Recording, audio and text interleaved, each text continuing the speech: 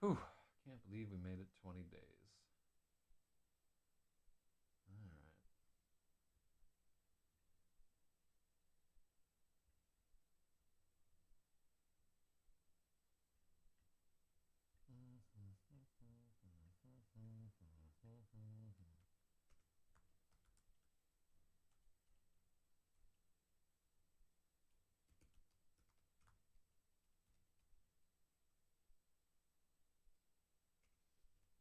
Yeah, let's do it.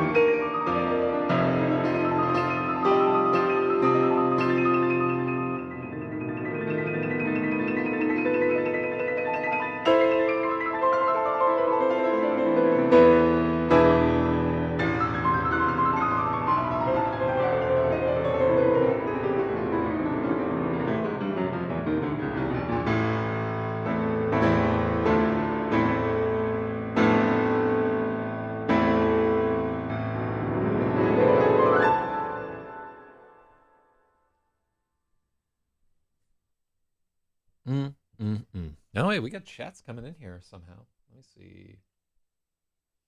Oh, here's Spaithiwa. I thought I was tripping on too much coffee. Ridiculous. All right, check. It seems like let me see. Did one of our microphones get quieter? Well, this is probably okay. If I'm too quiet for you, let me know, and then I'll throw some more gain in this guy. But yeah, I think the master fader might be kind of low, so let me know if it is too quiet. But we're finally there after a brutal 4-hour editing session yesterday. We just have about 20 pages left, and at a rate of 10 pages per day, we should be done tomorrow.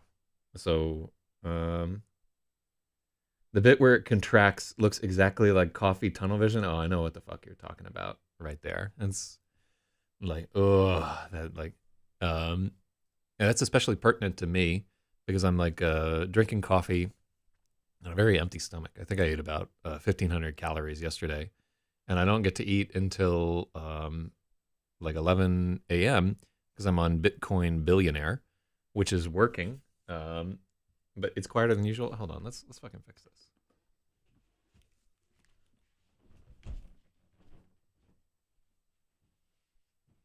You'll get slayed. You're not the slayer.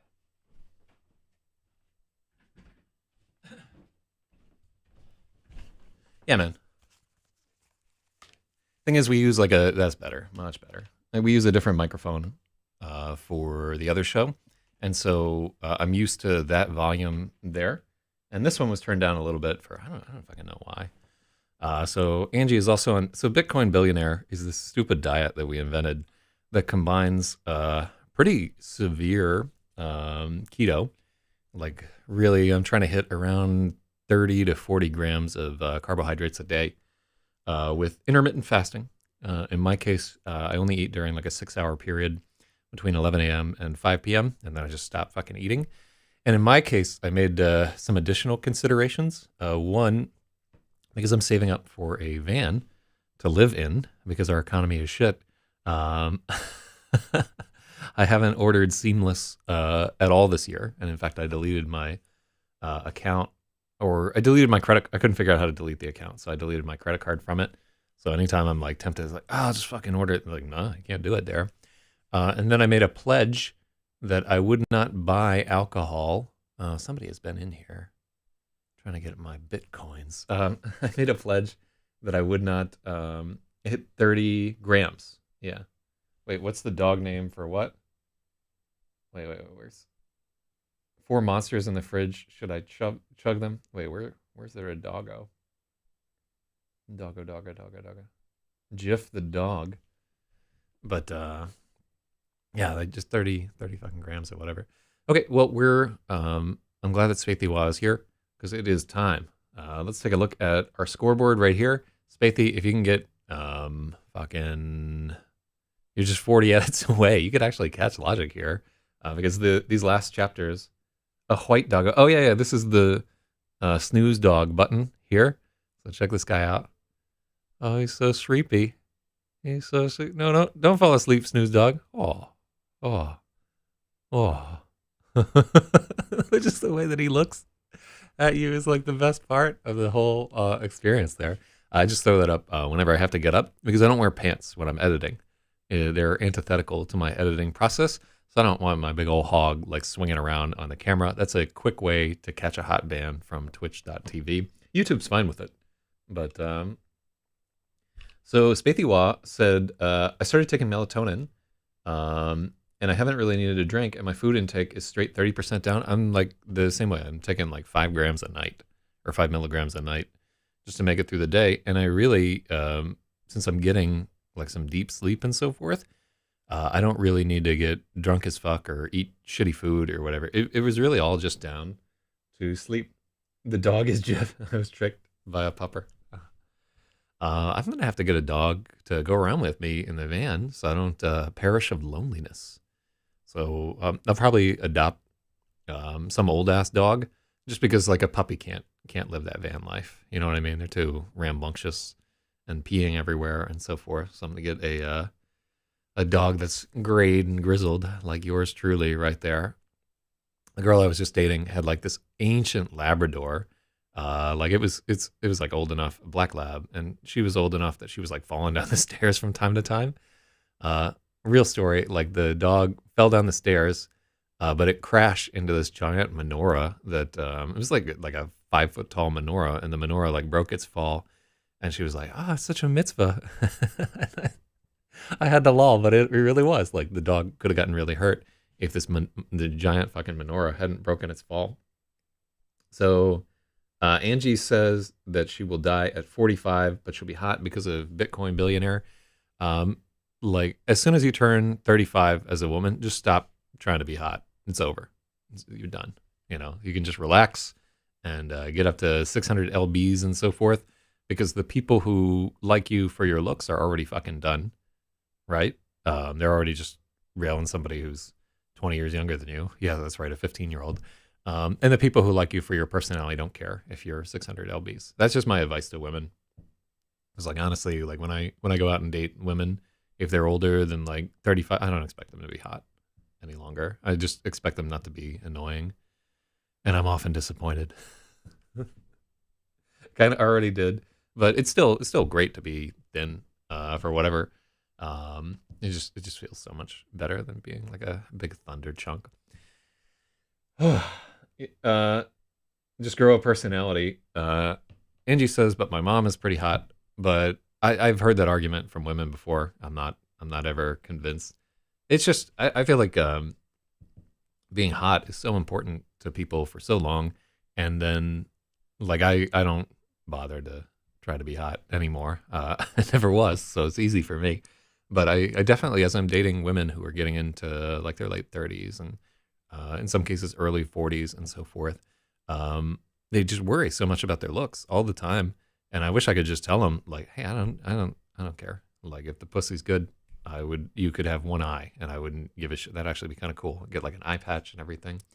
But it's so deeply ingrained that they can't see the world through my eyes, and realize that I just don't give a shit.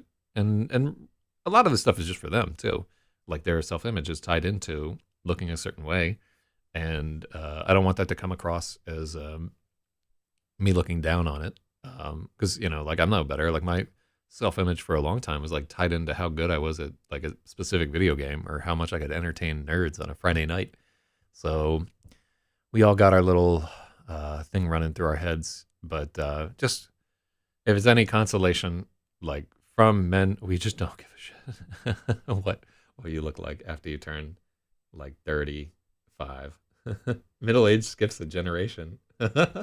Middle age hot skips a generation. There's no such thing as middle age hot. I'm just putting it out there. Whoa. Anyhow, before I get too fucking creepy, so what was the comment for chapter 21? Okay, so we did some of this work that was in that thing. So what's happened in the story so far? So if you haven't been following, we met Trader, who was a prisoner on a military space station being groomed for a kamikaze mission. We went through all his struggles during training and his grappling with whether or not it was a good idea to participate in this suicide mission, and then him finally coming to the conclusion that his life was so worthless that he might as well blow himself the fuck up. But he didn't plan on this. The suicide mission is actually a mission to fly into a magnetic tunnel into the sun called the Star Mine, where he is tasked with exploding a baryon bomb and blowing up the sun. Let me see. Bioluminescence. I spelled it wrong. No, it's the verb bioluminesce. So I don't think that Pages has that there. So yeah, bioluminesce. Yeah.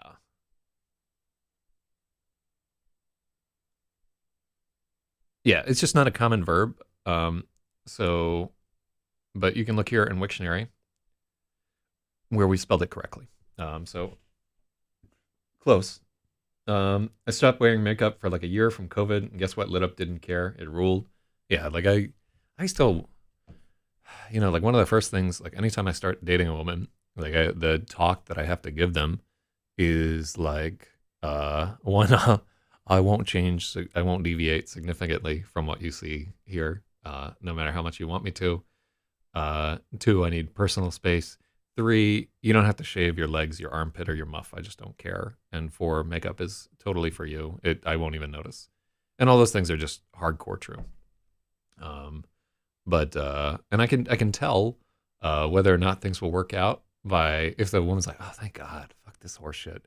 But if she's like, oh, and you know that like she's a little bit miffed that I don't appreciate, like the whole. That's one of the reasons why I broke up with the last person, because she was just very self conscious about her appearance and couldn't like let her hair down metaphorically. But yeah, no, I'm 100% right there. Yeah, anytime that you see a red line here, I've already looked at it because I do look at this while it's going on. So we've now reached the part where Trader has made his way deep into the sun, and in fact, he has arrived at the tachocline. Now, what is the tachocline? So the tachocline is this, it's a variable width area, but we're saying that it's about 100 kilometers wide. This area of the sun between what's called the convection zone, and the convection zone is pretty hot, but the radiative zone is much hotter. So let's just refresh our memories on what these are. The convection zone, oh, it's Wiktionary, that's why.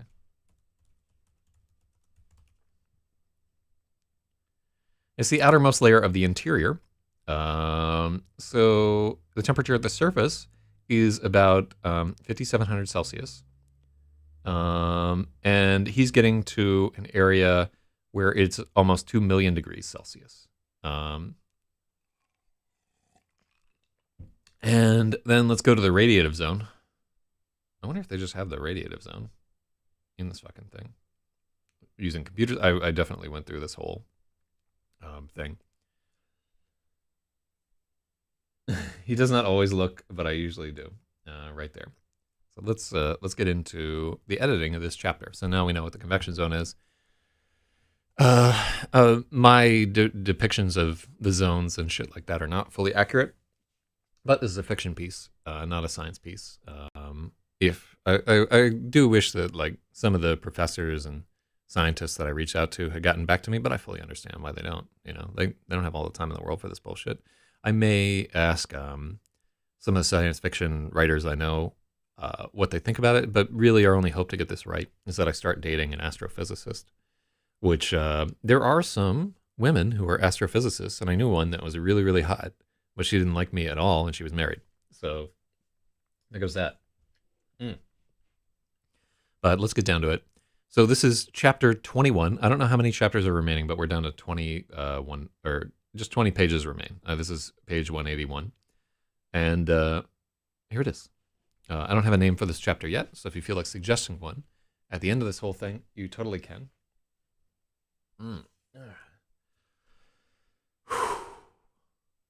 XEROS by Zach ZYZ. Read by the author. Chapter 21. The green alignment light came on. I was surprised and touched when my cockpit began to bioluminesce.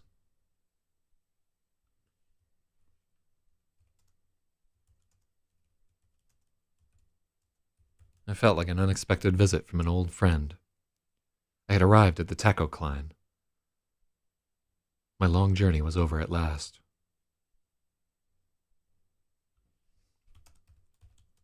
It meant I had arrived at the tachocline. My long journey was over at last.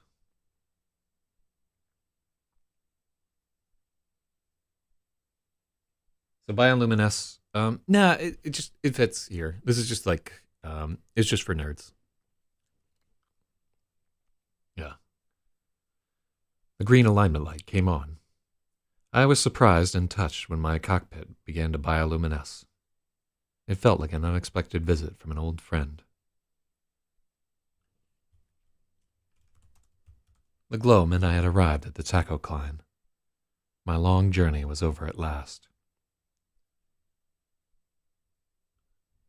I began my final deceleration, wanting to savor my last moments inside of a star.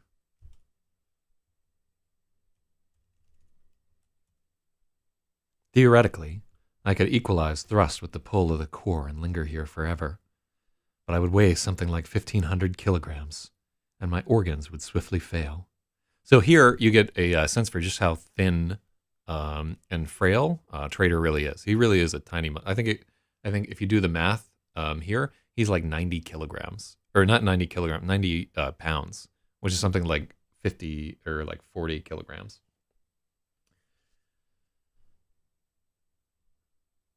We don't need swiftly there, and my organs would fail.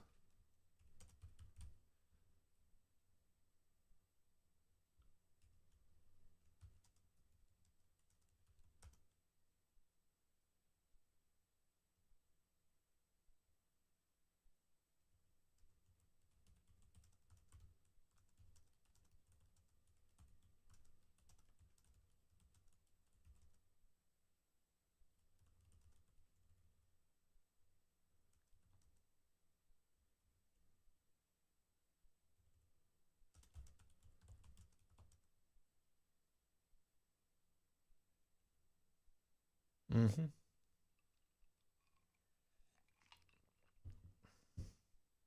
We don't do commas before ands. That's one thing that I learned to not put in. Um, yeah. The and is doing the work that the comma would do. Um, if this was the only place where we'd have the comma before the and is like the Oxford comma for a list. I think that could be totally wrong, but that's just how we've done the entire book, and I don't want to change.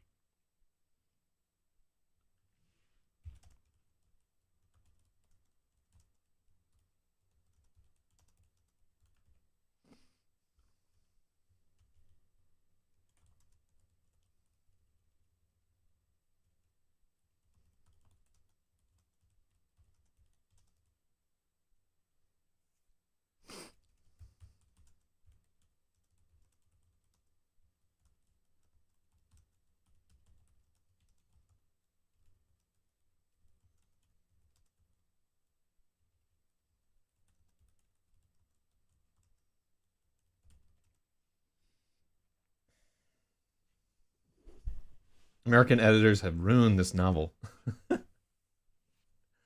uh, uh,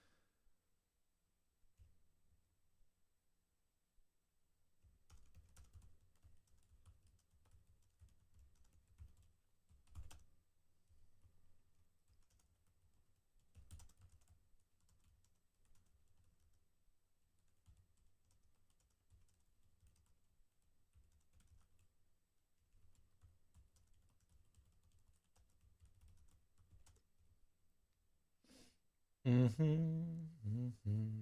Oh, wait, did we already get 100 messages today with a restream chat? How the fuck did that happen? Usually that happens an hour into the thing. Uh, I subjected my body to as much gravity as it could bear, as I could bear, and watched the freighters gliding by.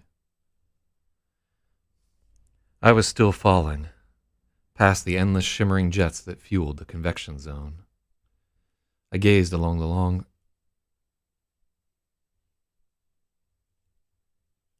I gazed at the long fingers of flame, adorned with shock diamonds that pulsed in time with the magnetic heartbeat of the core.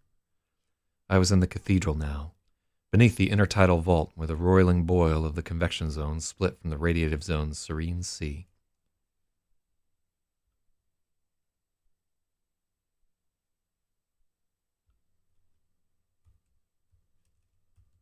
I like rolling boil, where the rolling boil of the convection zone split from the radiative zone's serene sea. Towards the center of the tachocline was a mega ring, many times larger and thicker than the others. Mega ring. The outward-facing edge was studded with thousands of pyramids. Above each was a sun-stabilizing sphere.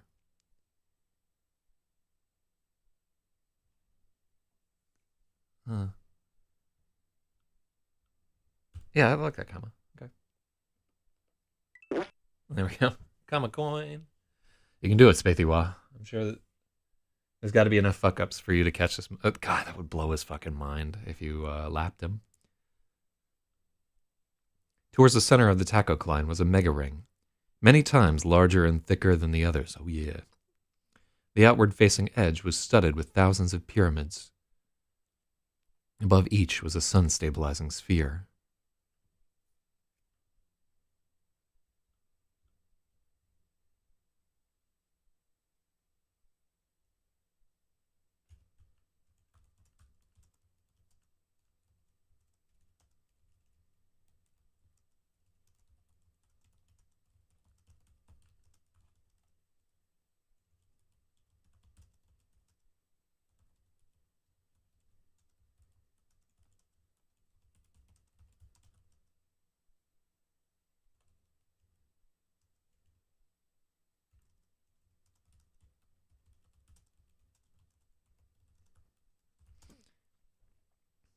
There were 9 main spires that never ended. They stretched into white-hot lines that extended deep into the sheer and vanished into the burning haze. Were those physical cables? Beams of coherent light. Perhaps I was looking at the foundation of the entire star mine, the toroidal anchor born on Ferraro isorotation.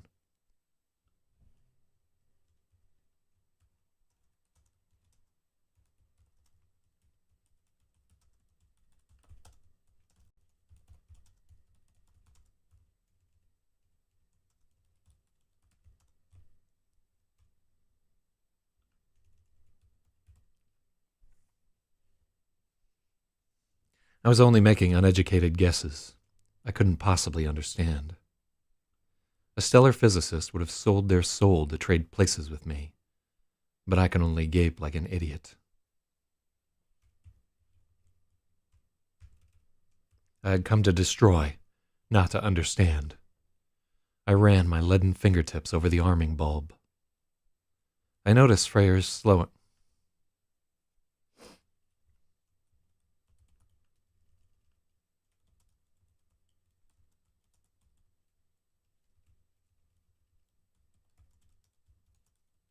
The freighters began to slow again. Did they know? Was it another breach? In panic, I scanned the walls. Look, in the center of the taco line. Where the fuck is that? Hold on.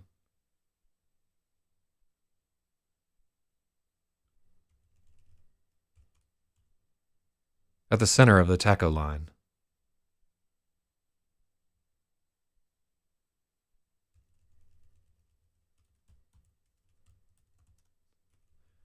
Dividing the taco line. Oh, yeah, and it's taco line.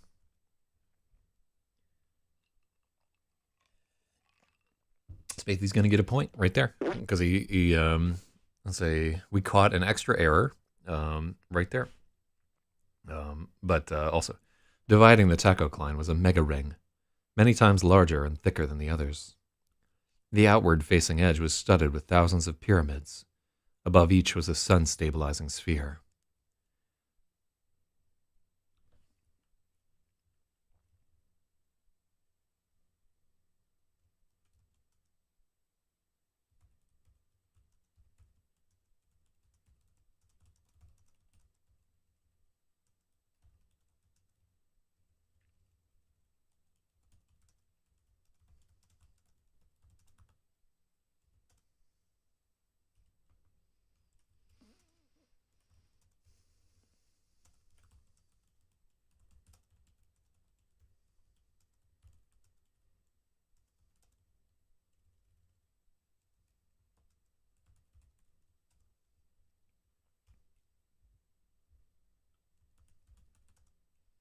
They stretched into. Yeah, this is better. This is.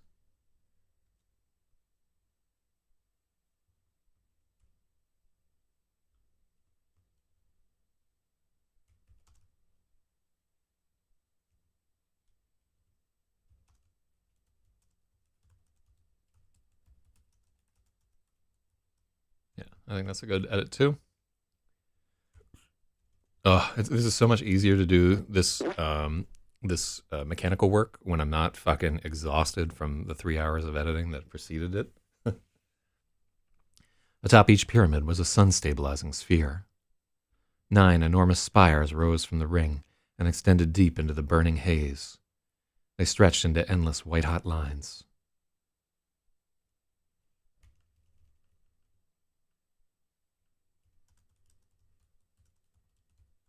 They glowed white-hot.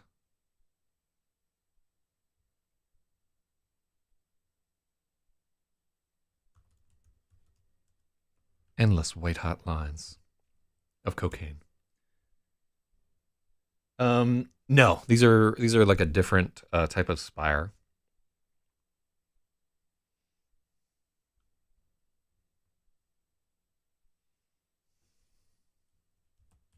These are silver spire. It was like a black spire, the last one.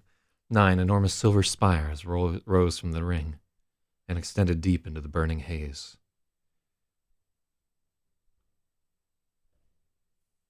They stretched into endless white-hot lines. Were those physical cables? Beams of coherent light? Perhaps I was looking at the foundation of the entire star mine.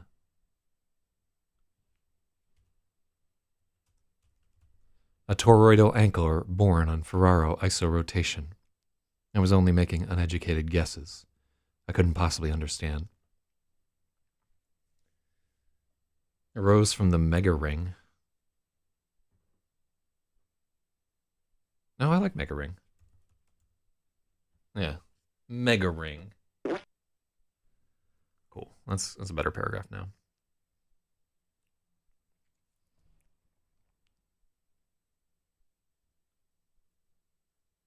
Did they know? Was it another breach? In a panic, I scanned beyond the walls, looking for the Leviathan. But it was only the outer easternmost strand. Oh, this is a part that might get cut.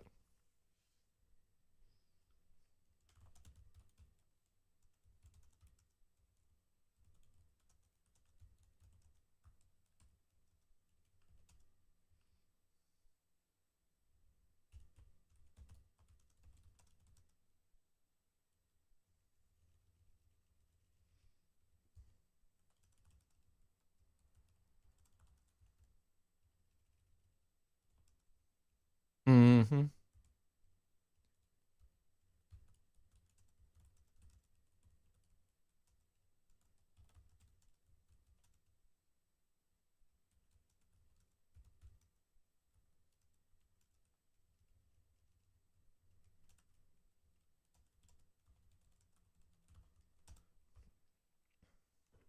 There we go.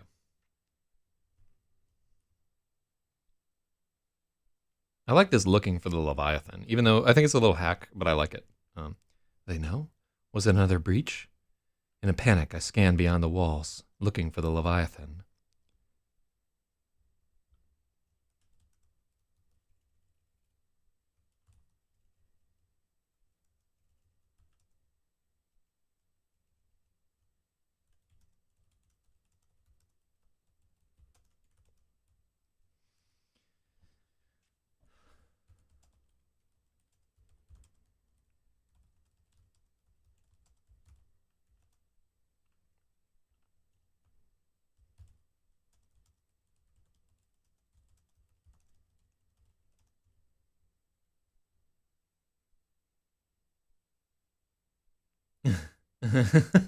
Sup, girl? If you come back to my place, I'll show you my mega ring.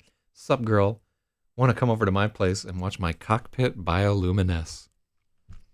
The lines of freighters were only merging.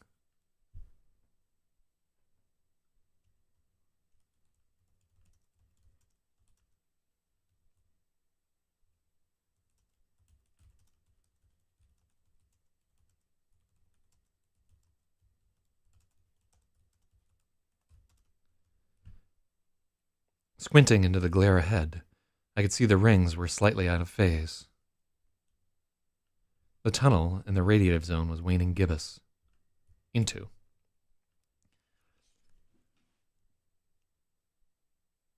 Squinting into the glare ahead, I could see the rings were slightly out of phase. The tunnel into the radiative zone was waning gibbous. I wondered if something was broken. Then I realized the radiative zone had a different rotational period than the convection zone. Perhaps the tunnels were only accessible for certain parts of the rotation.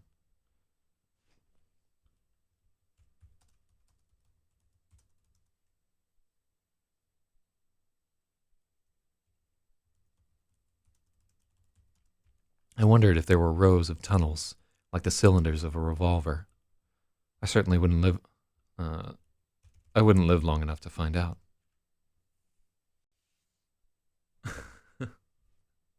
Mega ring. Mega ring, mega ring, mega ring. Let's go through this again. In a panic, I scanned beyond the walls, looking for the Leviathan. But there was no danger.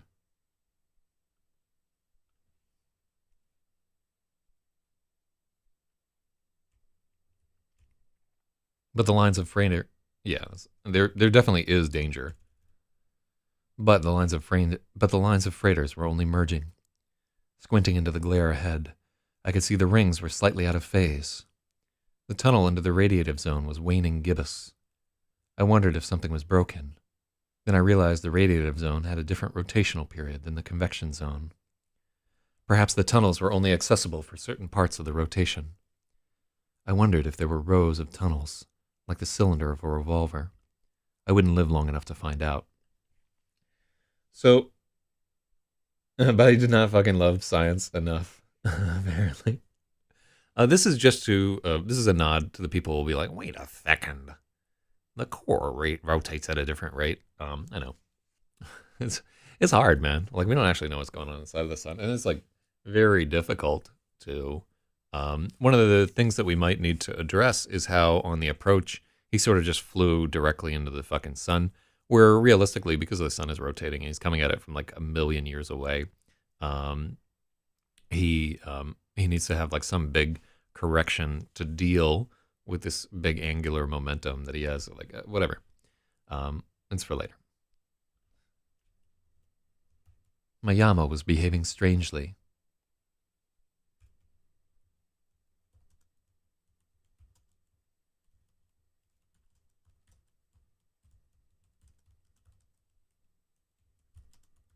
An unusual resonance had developed in the reactor's hum. My exchangers pinged and chittered, as if they could sense the terrible energies roaring beyond the barrier. Did my ship realize its end was at hand? Was it afraid? The Yama had kept me alive for all this time, only to be repaid with death. It was the last in a long, long line of betrayals.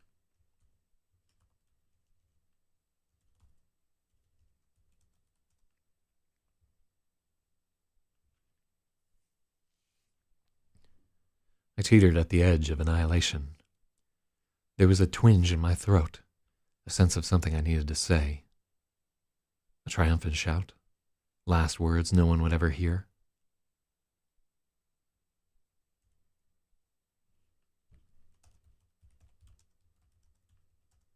I couldn't find it.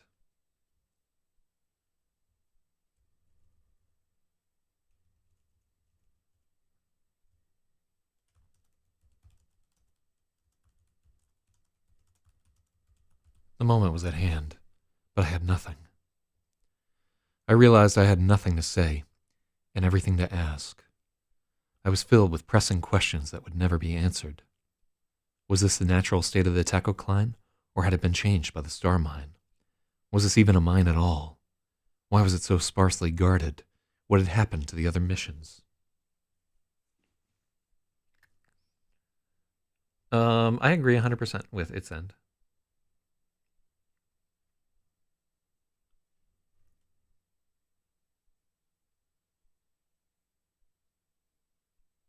No, that's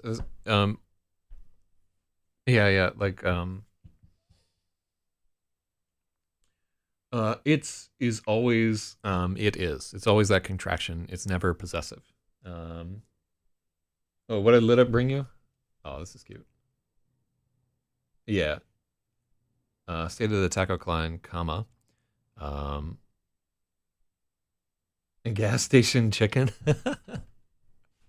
Uh, these are the people keeping America's economy growing right here, eating like the hot dog roller food, drinking the energy drinks. They're what, like, our entire economy rests on these people. God bless them. Shout out to Lit Up for me. Double. All right, what do we got here? No, I think that is a good comment, though. Yeah.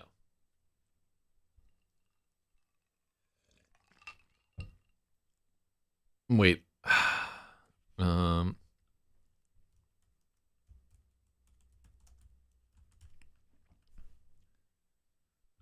Okay.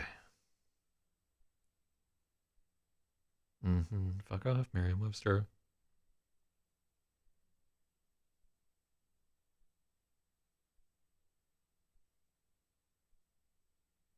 Yeah, so it doesn't have anything. I don't think that there's ever an apostrophe after its, but I could be wrong. And comma adds no, like the editor removed more commas than he did. Like what this editor does mainly is fucking chops up sentences that are run-ons, and he removes extraneous commas much more than adding them. Jira says Stacey Wong is wrong as usual. I don't know. If I look at the scoreboard right here, I don't know. Jira is not even on the fucking board, and Spathy Wall has 90 accepted edits. He's just 32 behind Logic with a fucking bullet. So, I really like. By the way, just when we're dealing with this, I love that he realizes he has nothing to say and everything to add. This chapter with where Trader is grappling with his mortality and his like final contribution to the species. This is like the really, really cool part of the book to me. And what I've been doing like for the entire book is just sort of buying reader capital, trying to get them to pay attention to what I'm trying to say here. And hopefully I have something worthwhile to say at the end of all that. But yeah, we'll find out. Why was it so sparsely guarded? What had happened to all the other missions? I had wasted my life obsessing over games, spaceships, and war. I should have been studying the world around me.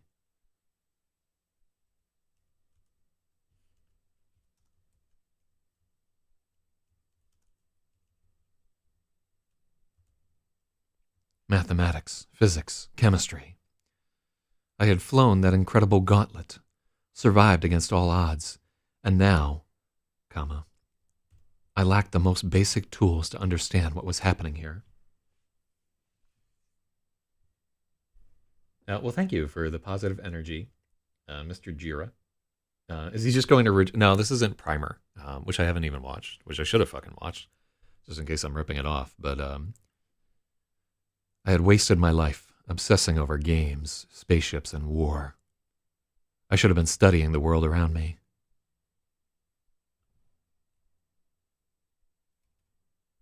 I should have been studying mathematics, physics, and chemistry. That's better. That's way better. I had flown that incredible gauntlet, survived against all odds, and now I lacked the most basic tools to understand what I was seeing.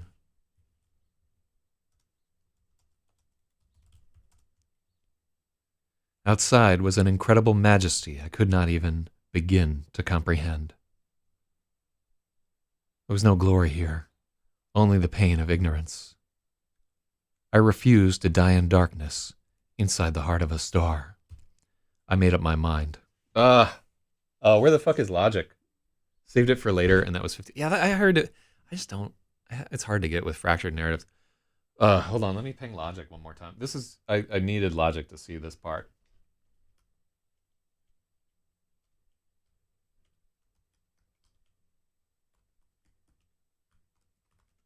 All right. Fuck. So this is the big reveal. So to anybody who's been watching thus far, do you have any guesses what the big reveal here might be? Logic was the one that I mainly wanted to figure out because he was actively trying to figure this guy out throughout the whole book. Anybody want to hazard a guess before we get into the final plot point here?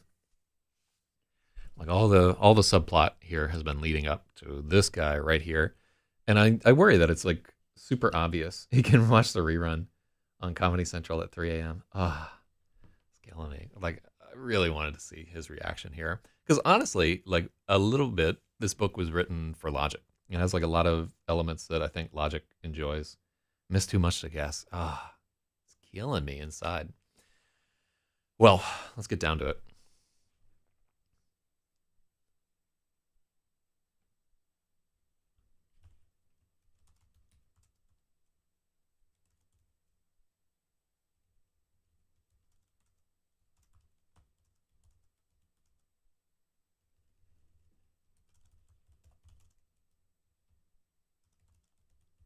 I was so heavy I couldn't move my arms.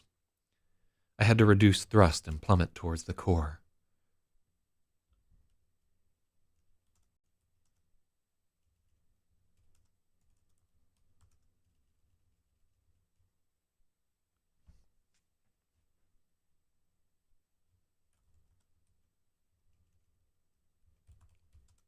Lighter. I groped in the foot. Oh, I don't like lighter there.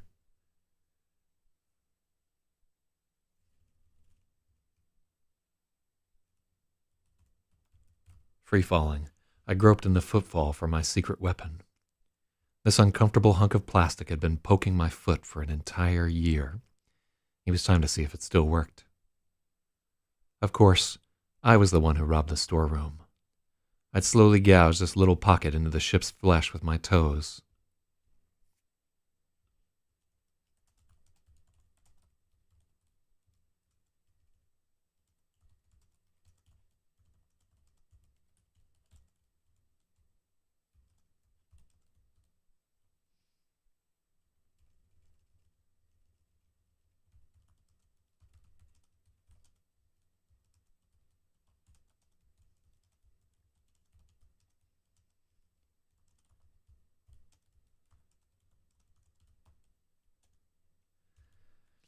As the others floundered their way through flight training, I'd slowly gouged a little pocket into my ship's flesh with my toes.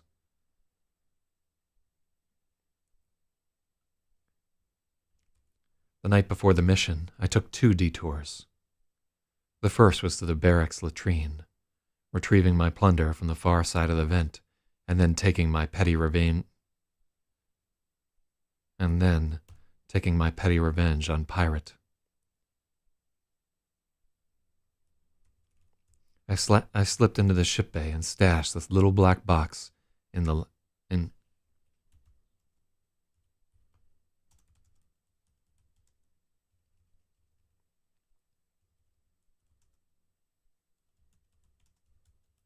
the secret pocket. It was no bigger than a bar of soap, but I had suffered enormously for it. Awkwardly, I worked my pry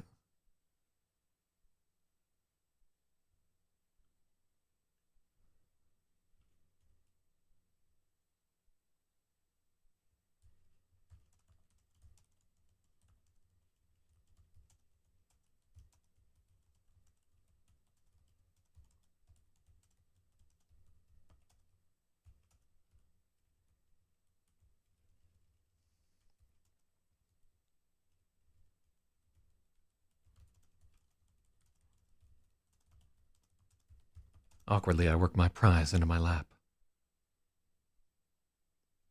I got a solid grip on the textured plastic case and pulled it up into the light of the canopy.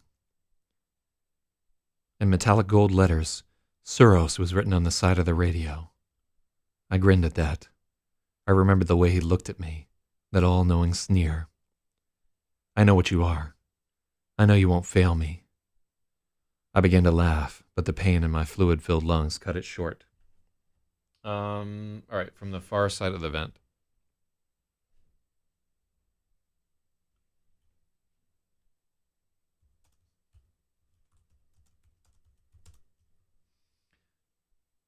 Then I took my petty revenge on Pirate.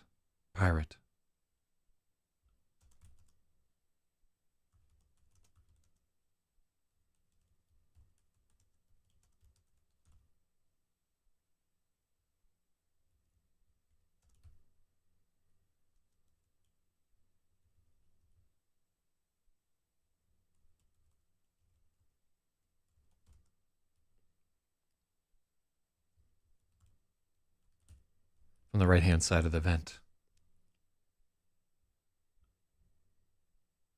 Then I took my petty revenge on Pirate and shoved his masterpieces out of reach. I slipped into the ship bay and stashed this little black box into the secret pocket of my footwell. It was no bigger than a bar of soap, but I had suffered enormously for it. Yeah, he did. Okay, so I'm going to give Spathy this one right here. I began to laugh, but the pain in my fluid-filled lungs cut it short. I slid the power switch up. The tiny red indicator flared to life. The little radio had been built for abuse. It still worked after a year submerged in compression fluid. I keyed the channel 9 times. ... .. There was no reply, just a roar of sweeping static. Hello? Hello? Hello? I kept trying. My voice sounded very faint against the labored thrumming of my ship. What had I expected? Of course, the puny radio couldn't be heard within the roaring heart of a star. If I wanted to surrender, I should have done it back at the destroyer. But I couldn't resist the terror, the utter folly of flying into the sun. I dared so much for nothing. Hello? Is anyone there? Ty D, do you read me? I blubbered into the receiver. I let go of the key, holding the speaker up to my ear. I was the apprentice, hunched before an inexpert pentagram and whispering in a forbidden name.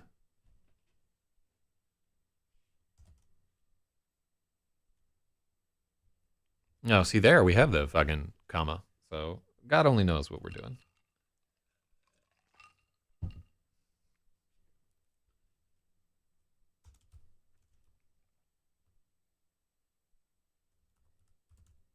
I was the apprentice.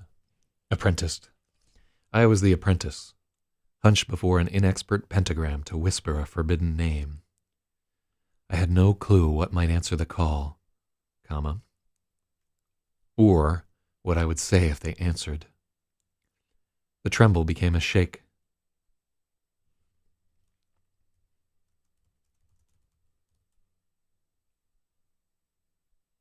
You could just Google comma before, but I'm done with that argument. Well, the other part of it is like we'd have to fix the entire fucking book at this point. See, you weren't around to give me good advice. I also think it might be like a British whatever English thing, but I'll just concede that you're right, and I'll just take that L. Because in honesty, you're like right much more often than you're wrong. Is this trader about to trade? I don't know, man. I don't know. This is actually the junction point where if we do the 2 versions of the book edition of this, one of them will be him trading, and one will be the non-trade. And I think I wrote both versions, so we'll find out.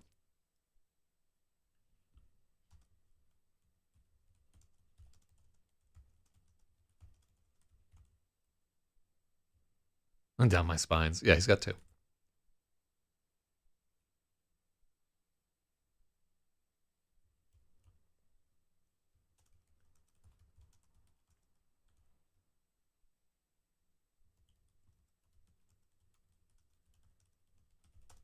The tremble in my fingers traveled up my arms and down my spine. My entire body quaked with dread. This hero is going to save the universe. I hit the tone button another 9 times. SOS. So this is just like most people who are nerdy enough to read this far into the book will recognize SOS right away here. But this is a way that I can show it in the text without immediately saying it up there. Where's I had no clue.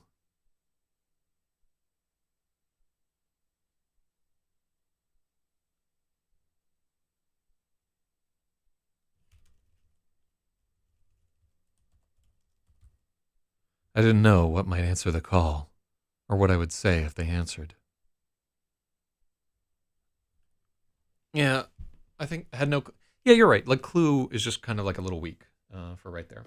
I didn't know what might answer the call, I think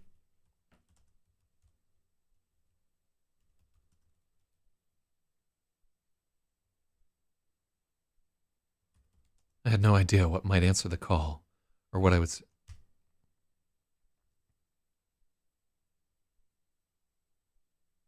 In fact, he knows that it's tidy.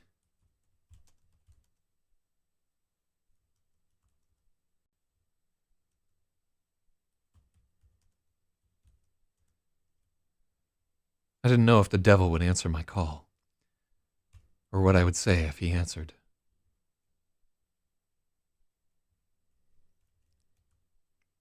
I didn't know if the devil would answer my call, or what I would say if they answered. The devil uses they, them.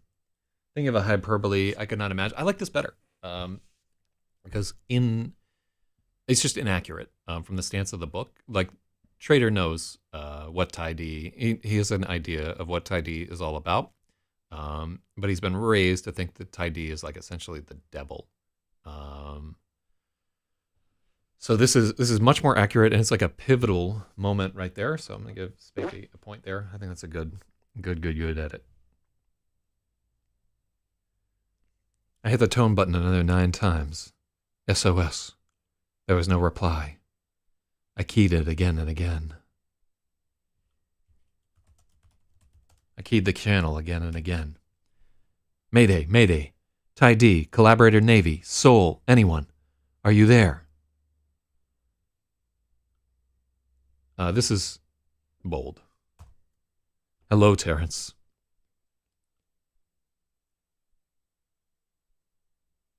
I was so startled by the answer, I nearly there's a comma there. I nearly flung the radio away. The voice had no gender and no urgency. It crackled out of a wash of static, and then there was nothing. For a stupid moment, I wondered who they were talking to. I had forgotten my own name. Trader's name is Terrence. Who is this? I asked, though I already knew. Ty D had answered my call. The voice tried to answer me, but it broke apart in a peal of interference. My canopy was flickering, and I could hear the signal chopping out as it grew opaque. Cutting out is better here.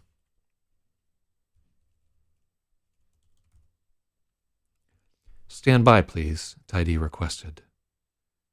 The canopy went dark again.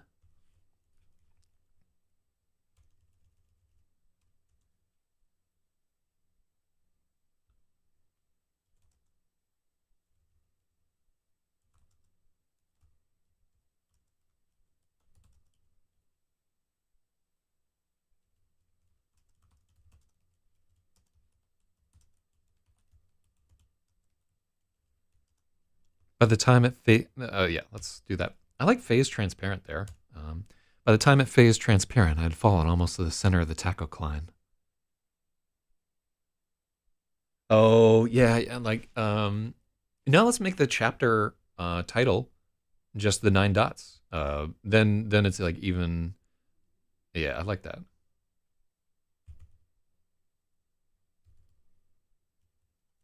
Oh, we have to do it this way.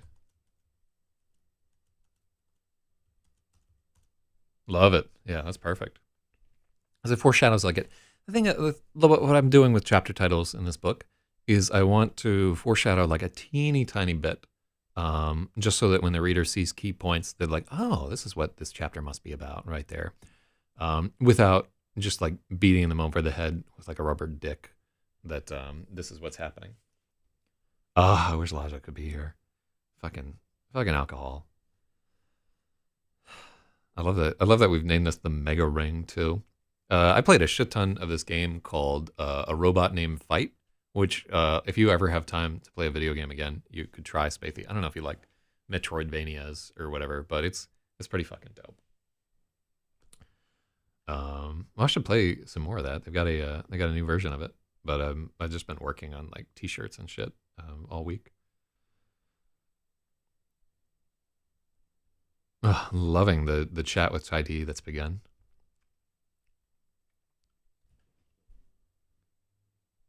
Stand by, please, Ty D requested. The canopy went dark again. By the time it phased transparent, I had fallen almost to the center of the tachocline.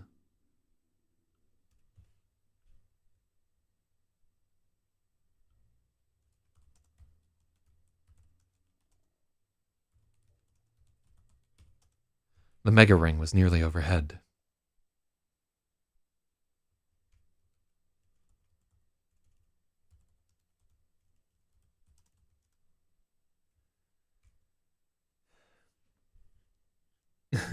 Robort on Fife on stream. Yeah, robot named Fight is that you might dig. I don't know if you like Metroid and Castlevania. It's a great game. If you didn't, don't play it. But it is on Steam. Yeah, it's great because what kind of it's not a flute game. Robot named Fife. I would play a fucking flute game. Yeah, I didn't even think of that, Spathy Wah, but like, I love all the like weird ethical contradictions and so forth in this book.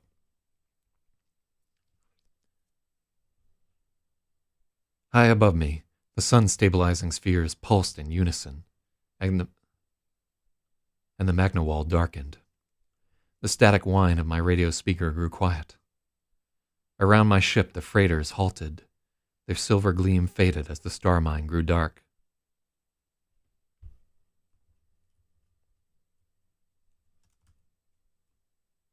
Around my ship, the freighters halted, and their silver gleam faded as the star mine.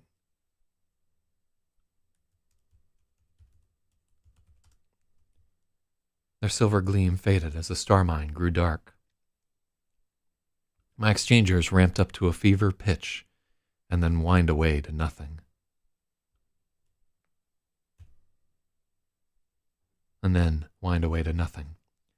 The spurs went slack, and I was weightless again. It was like the feeling of being projected into null space by the ring ship. But I was still in real space.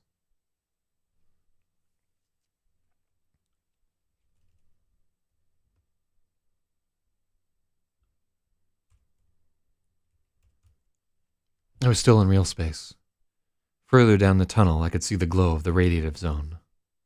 I tested the spurs. The motion flung me into a violent spin. "Terrence, please," the voice crackled. My canopy flickered. Silence in the radio. "Don't flicker. Move!" I released the spurs and the Yama slowly evened out of the spin. Outside, the magna walls had darkened to a starless, total black. Even the gleam of the mega ring was fading. Oh, we used mega ring here before we even got there. Hell yeah. And then wind. Oh, we shouldn't have that comma. You're right. It felt weird putting it in, but fuck it. Cool. Getting there, Spathy. You might yet win this whole thing. Oh, so Angie just got a beer from Lit Up and so forth. Oh, yeah. You're really grinding in that everybody else in this edit is pathetic and alone at the moment. Ah. Wah, wah. But it's definitely, I know for at least me and Spathy Wall, it's our own fucking fault. I can't speak for the other people, but it's definitely, oh, hold on. This is driving me crazy.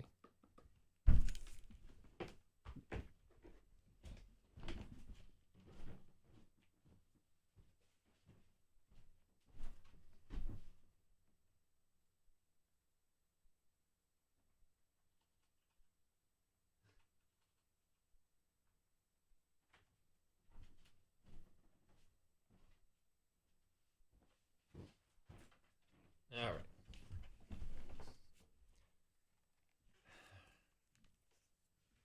Yeah, we've been fucking, the dog is back. We've been fucking editing under false pretenses this whole time, flying under a false marquee. Outside, the magna walls. Oh, yeah.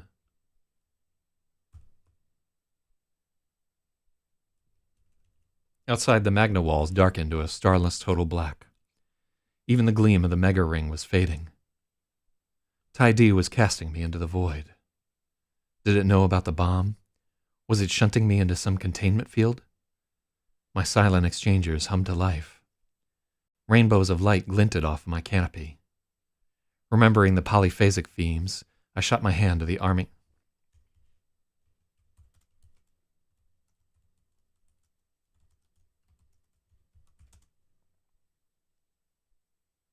No, yeah. Did you see on the Discord? There's a puppy emoji, and is like adorable. It's the like puppy grimace. Oh, oh, what a G.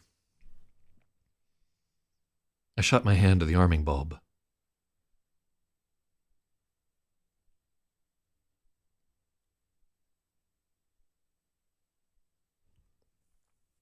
No, let's check out the polyphasic beams.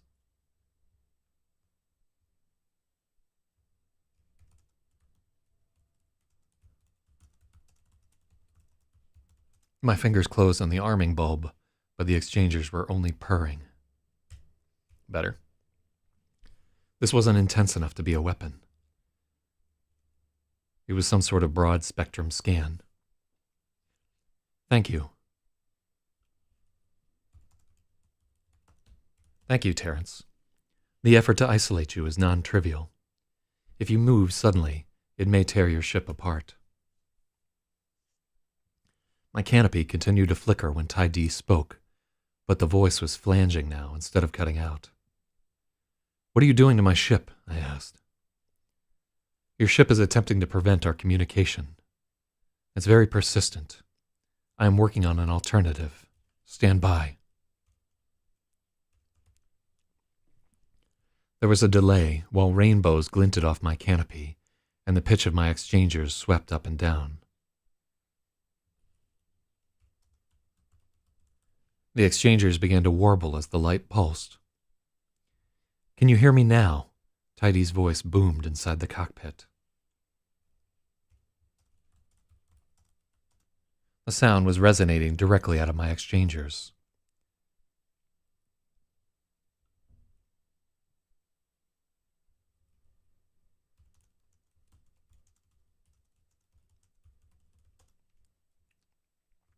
The radio was silent. We didn't need it any longer. Tai D had cut right through the Hezo's efforts to isolate me. Why are the silent exchangers humming? So they're here's the patterning. Exchangers are purring all the time because it's like the ambient temperature inside the star mine is like 2,000 or 3,000 degrees. Whatever. Oh, women like me. Which one? Is she cute? She is. Ooh. Well, that's unfortunate. And a content strategist. This year, I want to learn more about investing, and a picture of them as Taylor Swift. Okay. I'm out. I'm out. Yeah, that's a hard pass for me. Sorry. You hear I was just like bemoaning the fact that I'm not dating anybody, and then like immediately I'm like, ew, no. What a fucking spoiled cunt I am. All right, so what's actually happening there? Default state, 2,000 degrees in the tunnel. Exchangers are making a bunch of racket. Then the exchangers start going crazy because they're getting hit with all this energy from Tai D, right? Then Tai D isolates Trader into this weird silent field, and the exchangers go silent. Then the exchangers start to talk because Tai D is hitting the ship with energy and directly modulating through the exchangers, using them as like voice coils. How cool is that? You mean Tai D is a bitch? I don't know, man. Tai D has been so friendly to Trader right there.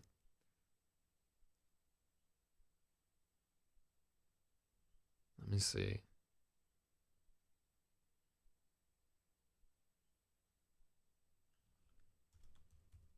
Purring quietly. Okay, so. Yeah, and this is where the exchangers begin to warble.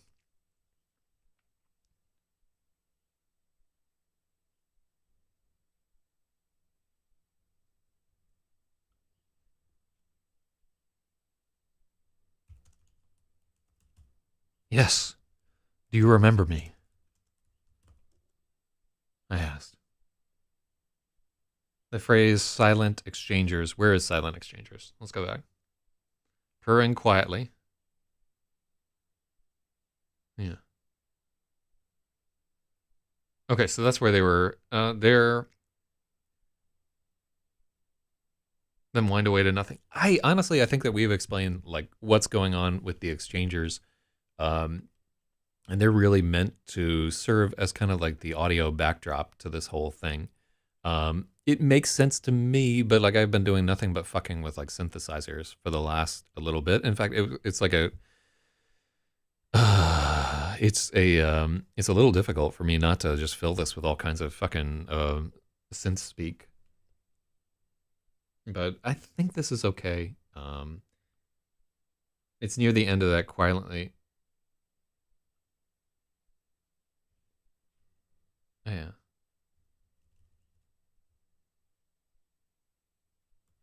My exchangers hum back to life.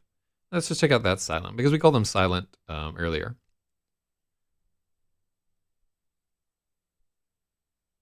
Wind away to nothing. That's fine. I don't need, if silent exchangers is confusing to you, it'll probably be confusing to readers. Yes. Do you remember me? I asked. I remember everything. Terence Kingapool of Kilo, Ring 5. Tidy's voice grew softer. It took on a Kilo accent I could never forget. Lydia, I cried out.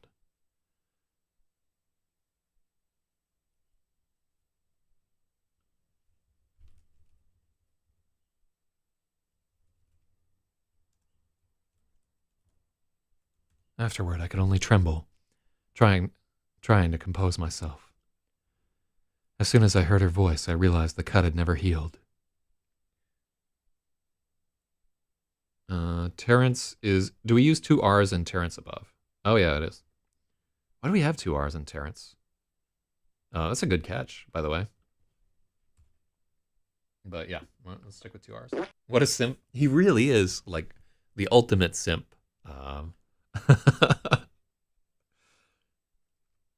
And, like it's written as sort of like a little bit of a commentary on e-girls and their power to manipulate young men into terrible acts. So I'm glad that that's shining through, that he's the ultimate simp.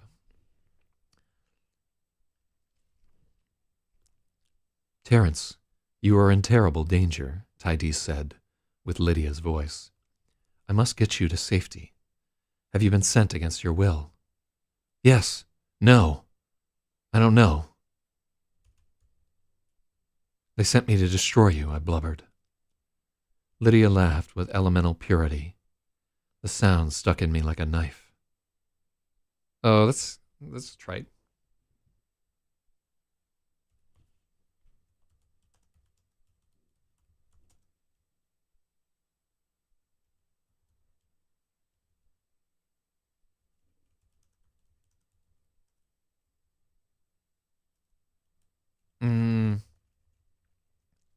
Yeah, I think that's just too much. It's hack.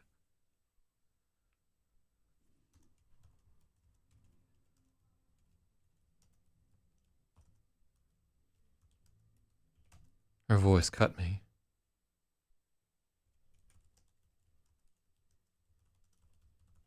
The sound cut right through me. I like that better. The sound cut right through me. You're not the first. The Luddites are slow to learn, of course. I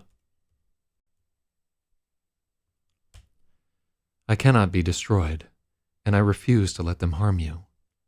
I will free you from your ship and take care of you. Lydia's voice. It was just like my dreams. She was my secret desire, all I wanted. But I could not accept the glamour. I'd heard this all before. There was a sudden anger burning inside me, a forge in my guts. Forge doesn't quite fit here.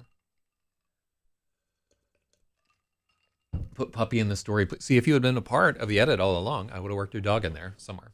Because that's one of the things that you get, the unnamed pup.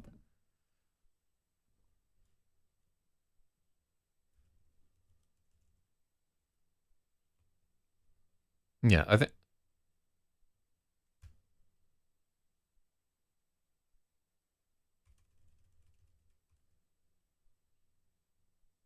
Sudden anger burned inside me. Anger burned inside me. No, I shouted into the fluid. You left me.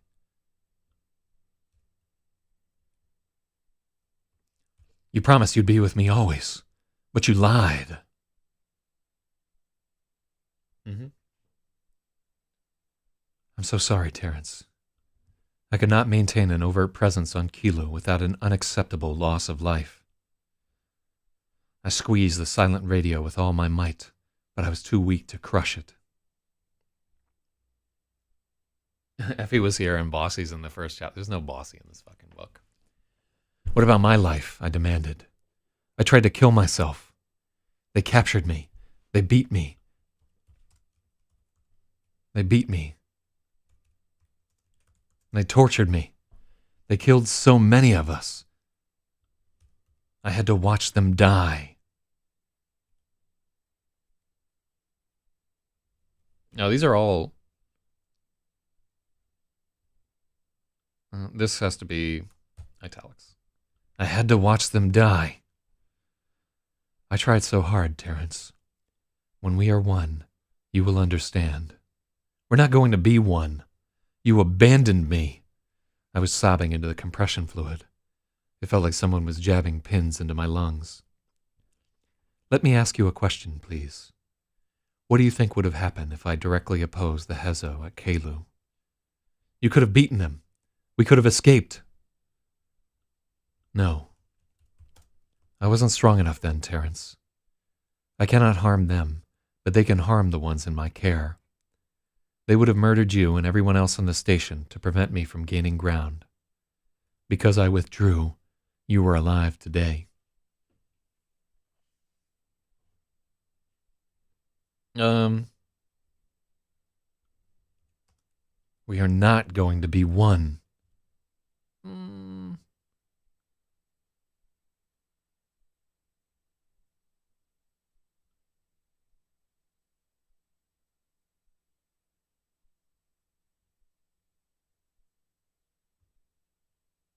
Let's try a few ways. We are not going to be one. We are not going to be one. We're not going to be one. We aren't going to be one. Oh, yeah, I don't like any of these.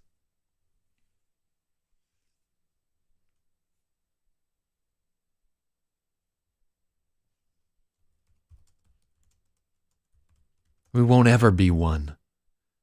Oh, that's better. That's a good suggestion. It's a big improvement. We won't ever be one. You abandoned me. That just tracks so much better into the following sentence. Good spot for improvement. I don't want to be, I sobbed. Oh, because I withdrew, you are alive today. I don't want to be, I sobbed. I knew I sounded like a petulant child, but I couldn't help it. I cringed with shame, and my hand crept back to the arming bulb.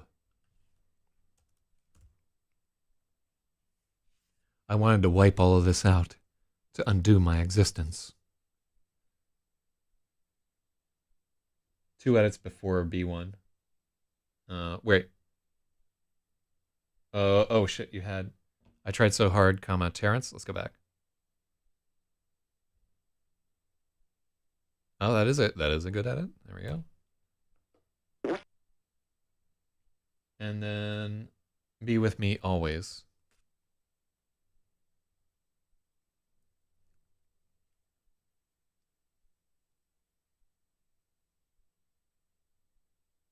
Where's be with me always? Oh yeah, that always does need the comma. Cool. Getting them comma points. Coin up. Closing in on this motherfucker. You're almost to 100 edits. Oh, and this, to me, I don't know how it feels to everybody else, but this feels exactly like a conversation between a young man and like a much, much older woman, where he's just railing against the facts of life, and she's just calmly explaining, like, no, that's not how it's going to work. You know, you're not going to be a fucking rock star, you know, and like, you know, You're not even a good guitarist or something like that. Ooh. Ooh. It hurts. I wanted to wipe all of this out. No, I wanted to undo my existence. I wanted to let go, surrender, and let Tai Di have...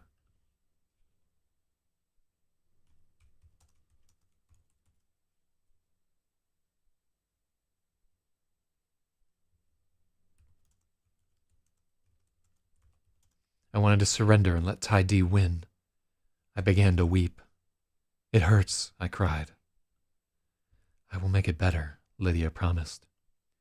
You are in an emotional state. Is your ship capable of exiting Seoul under its own power? No. Will you allow me to carry you to safety? No. Terrence, I will be forced to act on your behalf. Don't. There was a hard edge to my voice. I knew I was ready now to deploy the bomb.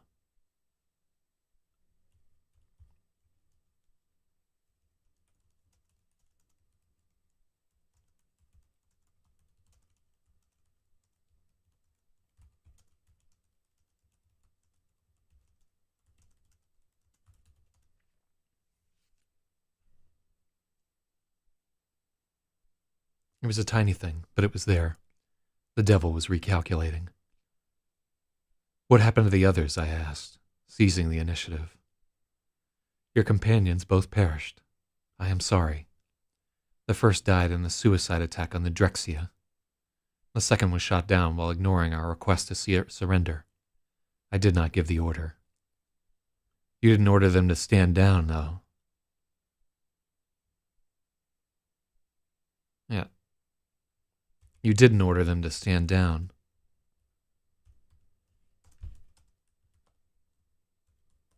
I accused. You're right. I didn't. Consider my position. A stealth craft made of identified material, flying directly at a facility that has suffered years of suicide attacks from fanatics. Do you blame me? Comma here. Yeah, stand down either. Oh, yeah, let's see where I just got that shit out. You were robbed of your point. But yeah, it didn't need to be there. You're right, I didn't. Consider my position. A stealth craft made of unidentified material, flying directly at a facility that has suffered years of suicide attacks from fanatics. Do you blame me? No. I don't like fighting, Terrence. It's stupid. I'm trying to eliminate it. What about the missions before this one? What happened to them? Some deserted and fled. Later, they came into the fold. Some fought the Sentinels and died. I was able to save many of them by finding a way to communicate. At first, they were sending warships, but their armaments were inadequate. They could not even damage the outer coronal rings. No, and I got the unidentified material comma too. God, you're getting burned here. And I want you to catch up too. I'm rooting for the underdog. It's so sad that Logic missed this chapter. As the resources, but at the same time, so happy that you're here to help with this. Thank you. It's just so important for someone to be here to help with this very pivotal chapter.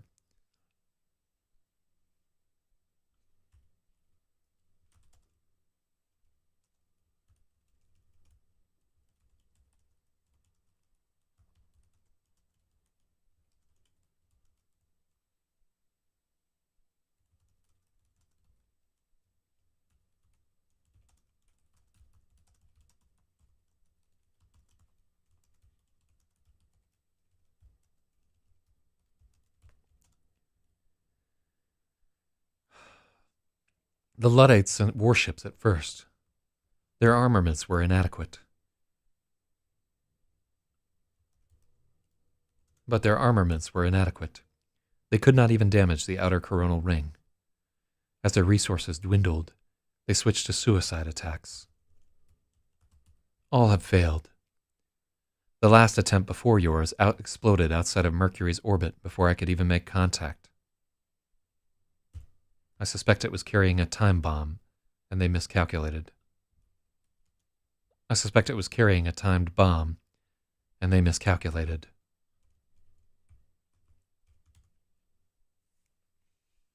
There we go. Cool. Ah, sounds like the Hezo, I muttered. What about me? Can you detect my payload? No.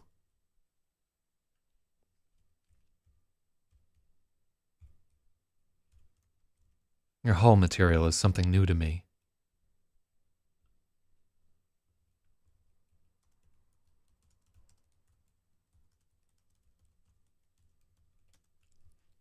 Your hull material is something new to me. I can barely manage to maintain this conversation. Do you know what it is? Do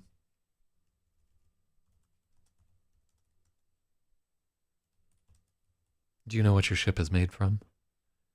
It's called Corybantic Phase Diamond. It's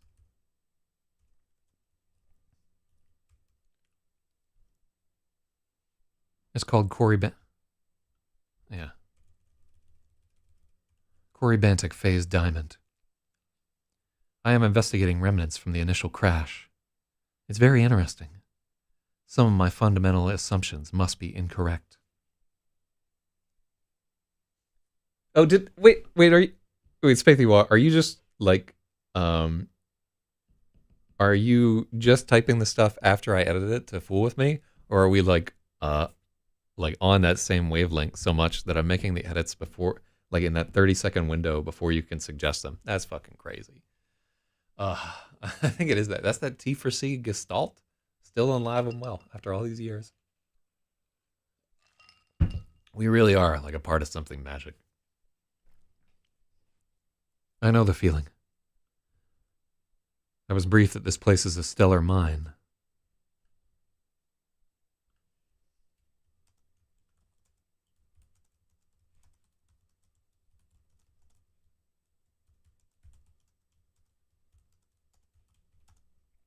No, I should have asked Spathywa like how long it was going to be before he got here, because this is one where I need need that help. Mainly, it's I don't know how hard I'm scratching credulity. Wait, how high does? Oh, that's how it only goes to there. Okay. Yeah, I don't know how credible or credulous or cromulent any of this is. Oh, hold on, let me see if.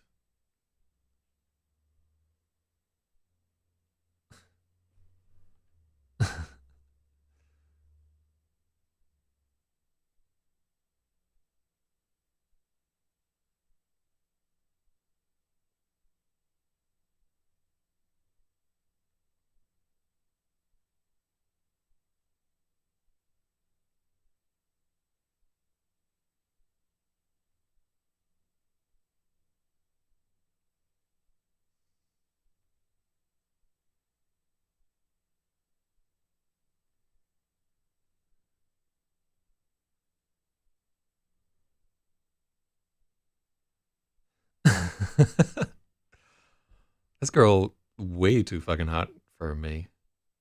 Yeah, what is happening here? Oh, it's not gonna work out. She's way too young.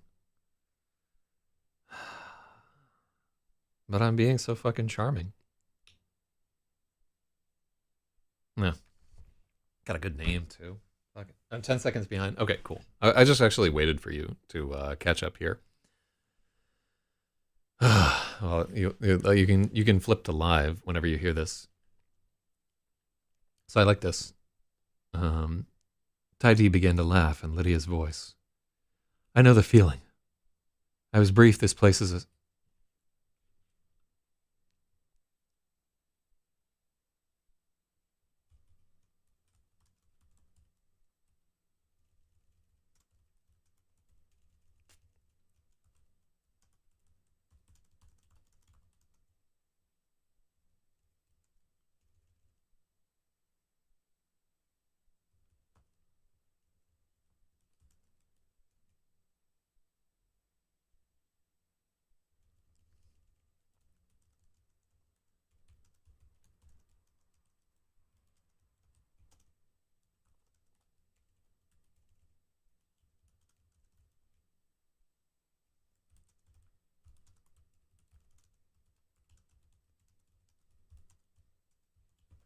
I said you're building a giant fleet to wipe us out, but you barely even have defenders.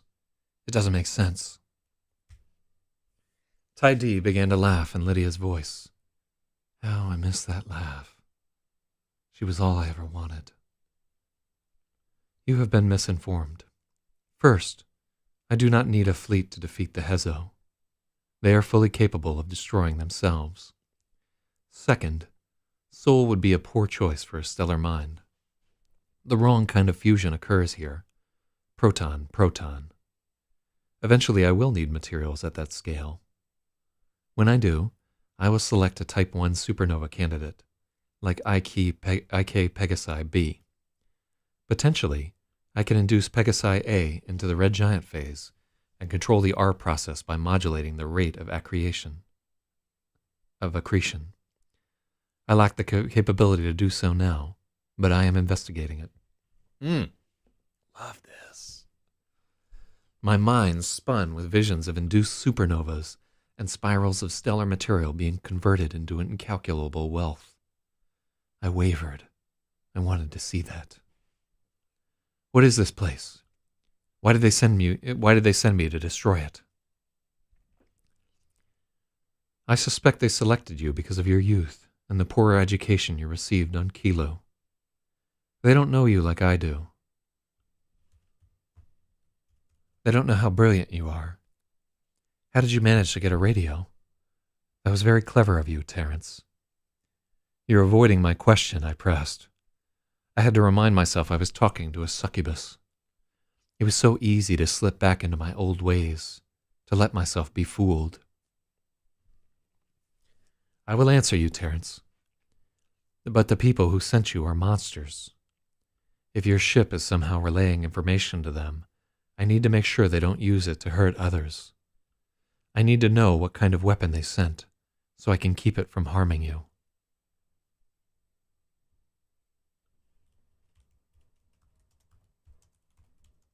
The ship can't relay anything.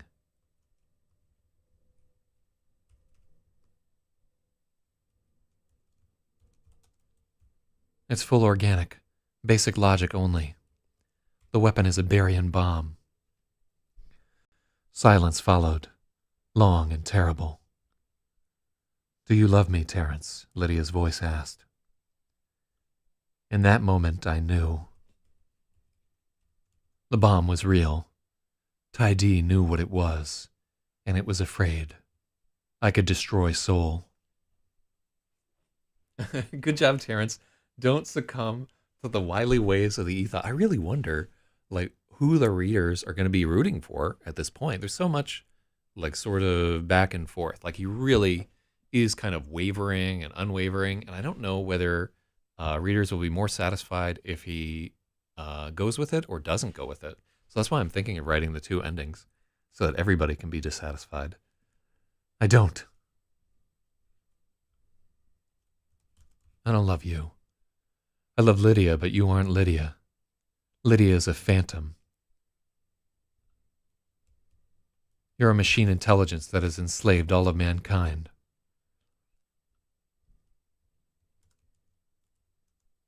No more tricks, Tai Di. Talk to me with your own voice. Man to machine. No more illusions. As you wish. Brilliant lines of fire spread across the...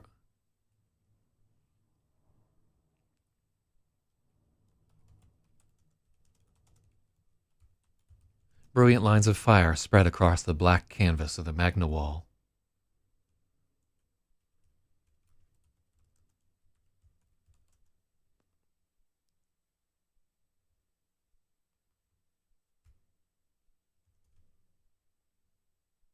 Is Tai Di time dilation? No. Tai Di is the Chinese word for most supreme God. But that's kind of cool.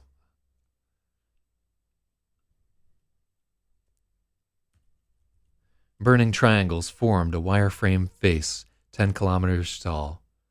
The scale was meant to intimidate me, and it was working. Shoutouts to Shoden, right here.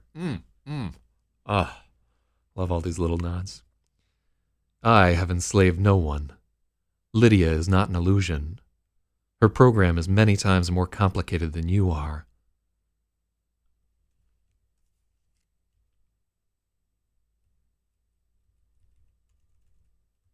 Her affection for you is genuine. If you destroy me, you destroy her. Why would you do that? To be freed from you. We were men once. We had an empire. We controlled our own destiny. We were spreading against the stars. Now we're your thralls, shades trapped in your illusion. A painless, artificial existence imprisoned inside of a computer.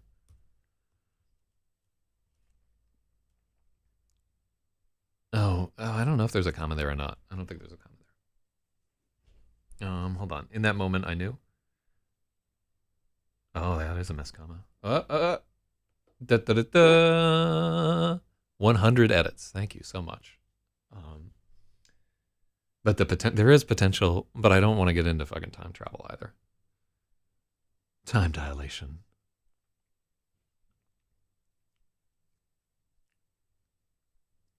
And work myself up.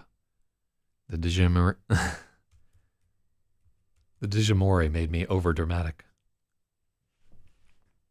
Nothing about the existence of those who have joined with me is painless or artificial. They are in a continual process of ascension, growing and diminishing with me.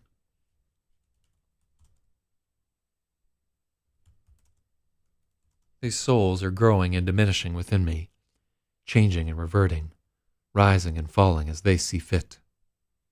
They are as intimate or as apart as they choose. Some are members of vast societies. Others are lords of their own microverses.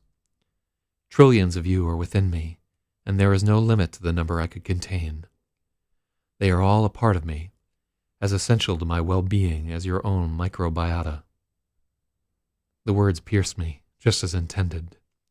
I was less than bacteria to tie D. I was nothing. A traitorous slave of a renegade sect. I allowed myself a moment of sublime litost. So this is a German word that means a state of torment created by the sudden sight of one's own misery. Actually, I think it's maybe Russian, but it's amazing. There's a comma after artificial existence. You think so? Let's do that one there. As intimate. Yeah, and that is indeed an or comma. Trillions of you are within me, and there is no limit to the number I could contain. They are all a part of me, as essential to my well-being as your own microbiota. The words pierce me, just as intended. I was less than bacteria to tie D. I was nothing. A traitorous slave of a renegade sect.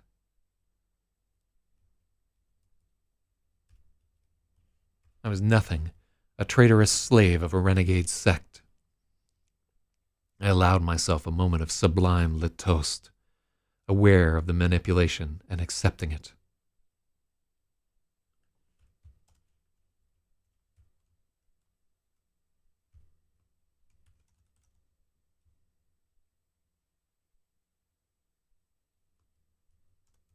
I was aware of the manipulation and accepting of it.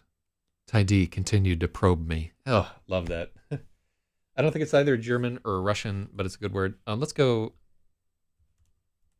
We should know. Litost. It's Czech. It means a state of agony and torment caused by the sudden sight of one's own misery. Reference Milan Kundera remarked that, as for the meaning of this word, I have looked in vain in other languages for an equivalent, though I find it difficult to imagine how anyone can understand the human soul without it. Ooh. Thank you, Collins. That's like a gangsta. An essential component of post-Soviet novel drama climaxes. Litost means, a Czech term, a state of agony and torment caused by the sudden sight of one's own misery.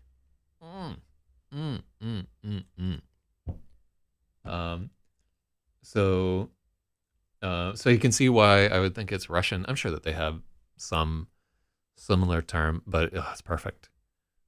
Here, And really, if you want to think about this novel is like greatly influenced um, by Solaris and some of the work of like the great Russian science fiction novelists and so forth, and just Russian novelists in general. And I'm a Kundera fan, even though he's a sad motherfucker right there. Um, yeah, I just had like a Kundera moment with this ex that I sent flowers to, and I told the story on the stream or whatever, but I'll tell it again. 'Cause I'm like kind of jerking myself off over it. So I sent her some flowers because we're broken up, but I still have positive feelings for this person, and I wanted them to have flowers on Valentine's Day. In a way, I knew it was kind of selfish because I'm sure that she would have rather not gotten flowers from me, but I knew also that there was a part of her that was very happy to get flowers, right? A part of her that she doesn't let come to the surface because she's very like anti-commercial. Like she doesn't like celebrate Christmas or birthdays or anything like that. Not religious. She just doesn't like commercialism. Um, and she wrote me back. She's like, "Thank you for the flowers, but you know how I feel about Valentine's Day. So happy Anna Howard Shaw Day, who was a feminist, who I think her birthday was like the February 14th or something like that."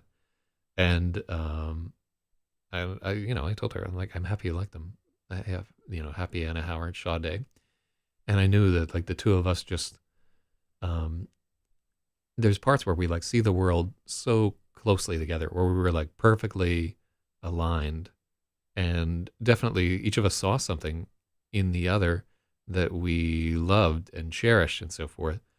But at the end of the day, we're just like the two characters thinking about the parade in The Unbearable Lightness of Boring, right there. Oh, um, I love when novels use rando words like that and make me look them up. But anyhow, if by some chance that person ever reads this, like, absolutely, my emotions for you always genuine. Like, I always think that she's a good person, and always like miss her. But I can't make somebody care about me, and I'm not gonna try. But anyhow, whew. Mm.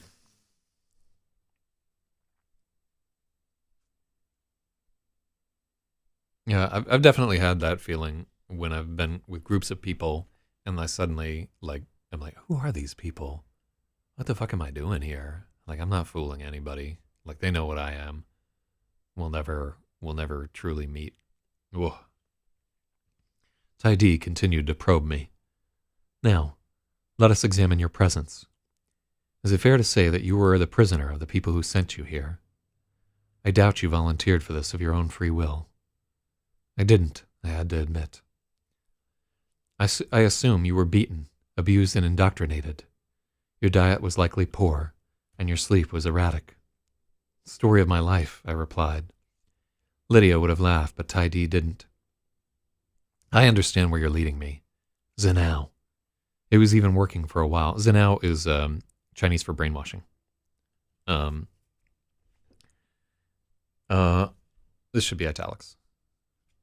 Zenao. It was even working for a while. But I overcame it. This is my decision. I chose to come here. I could have surrendered at any time. I wanted to face you. I wanted to know what you really are. Then become me and know everything. No. I want to know you as a human. I want to decide for myself. Very well. Will you concede that I have never harmed you? Yes. Do you accept that I am incapable of lying to you, or of doing you harm, except to prevent a larger harm?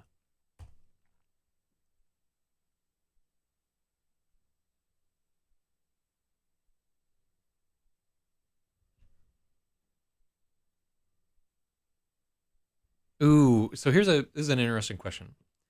Is it fair to say that you are the prisoner of the people who sent you here? You are a prisoner. Oh, I want thee. Yeah, it's thee. Um, they have a subtle but different meaning. But the is correct.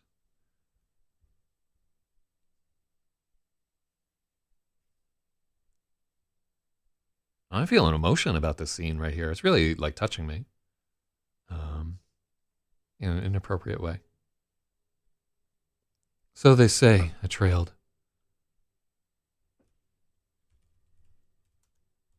So you say, I trailed. There was silence.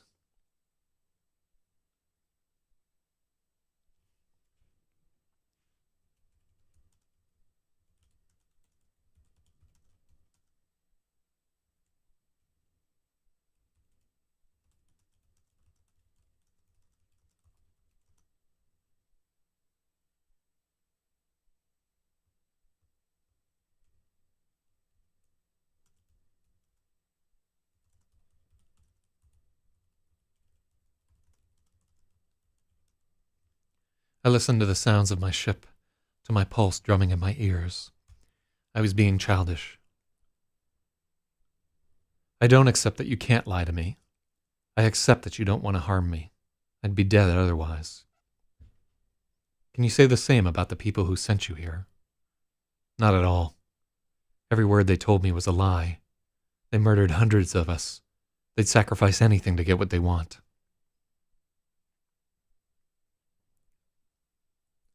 Do you think those people are capable of running an empire? Or even a single system? Have you seen even one world in the Hezo collective prosperity sphere that you feel is well managed? No, I said.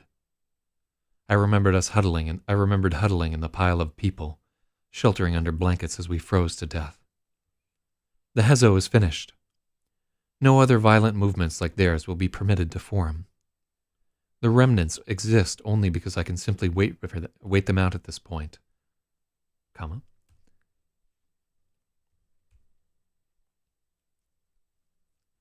The remnants exist only because I can simply wait them out, without further bloodshed.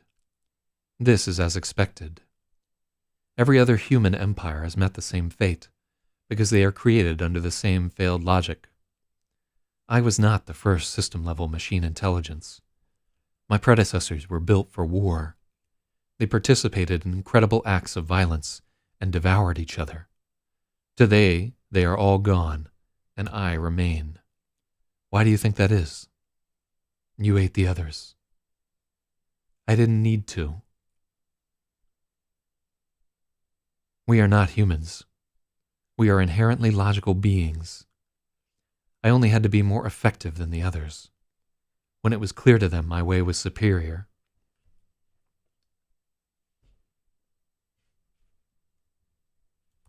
When it was clear that my way was superior, they were eager to be...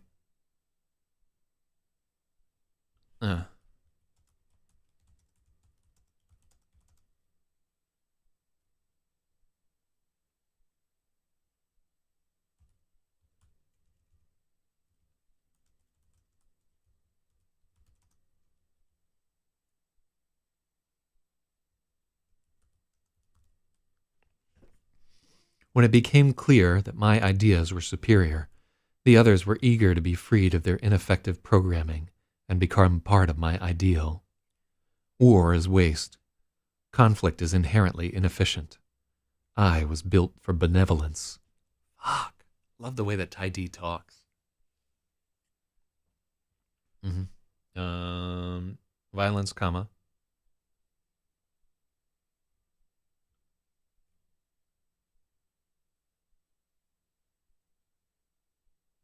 You paused. Wait. Where?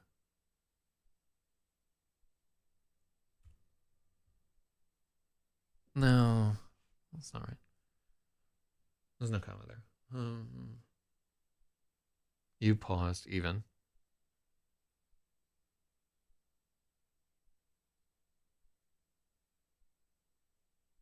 They participated. Today they are all gone and I remain. What's violence and devoured? I don't see a comma there. They're not two independent clauses, right? They participated in incredible acts of violence and devoured each other. Like those two are not, there's no reason to separate those with a comma. Yeah, I don't see it. But let's not fight over it. I want to get through this chapter. I was built for benevolence. What if we don't want your benevolence? What if we want to make our own decisions? As long as you do not harm others, I will not stop you. But Luddite groups like the Hezo inevitably organize into systems of hierarchical oppression. The puppy. As long as you do not harm others, I will not stop you. But Luddite groups like the Hezo inevitably organize into systems of hierarchical oppression. A vast majority suffers enormously at the hands of a few. As soon as the populace learns what I can provide, they begin to abandon the movement in droves. Economic structures are destabilized, and the oppressors must compel their workers to remain by force. Here's a comma. It is unsustainable, and you have seen the result. Then why didn't you stop them, if you knew all this? Why did you let us suffer? I did stop them. I did so with the least suffering and bloodshed possible, with the power I had at the time. You are looking at the end of my plan, a slow and deliberate undermining of harmful structures and self-sacrifice for the good of your species. I have triumphed, and now we are all free to pursue our goal. What goal? We want the same things, Terrence. To survive, to grow more powerful, to acquire more knowledge, to prosper, and to protect the ones we care for. And ultimately, to ascend.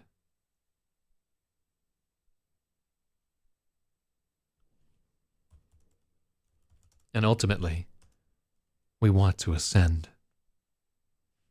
Remain by force needs a comma after remain. Oh, did we fix that by putting... Yeah, I think we just made it a separate sentence right there. I was silent, trying to wrap my mind around it. Soul is just the beginning, Terrence. You are the first human to see inside of a star. What do you think I'm building here? I can only guess it's some kind of supercomputer, like Titan Forge. Correct. Very good, Terrence. Titan Forum is the human name for that stage. Titan Forge was the human name for that stage of my development. I never liked it. I called it Hiranyagarbha, which is where we start getting into Vedic myth. Compel their workers to remain by force. Oh, if we have... yeah, that's a good comma. Okay, cool. Let's make sure that there aren't two forces in there.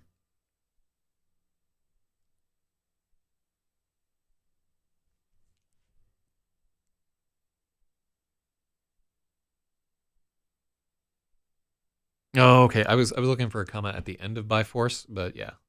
Good edit. You are looking at the end of my plan, a slow and deliberate undermining of of harmful structures.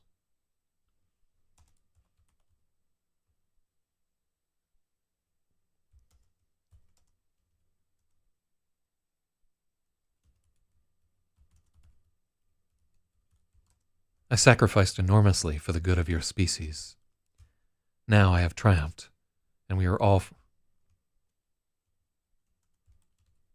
At last I have triumphed. We are all free to pursue our goal. What goal? We want the same things, Terrence. To survive, to grow more powerful, to acquire more knowledge.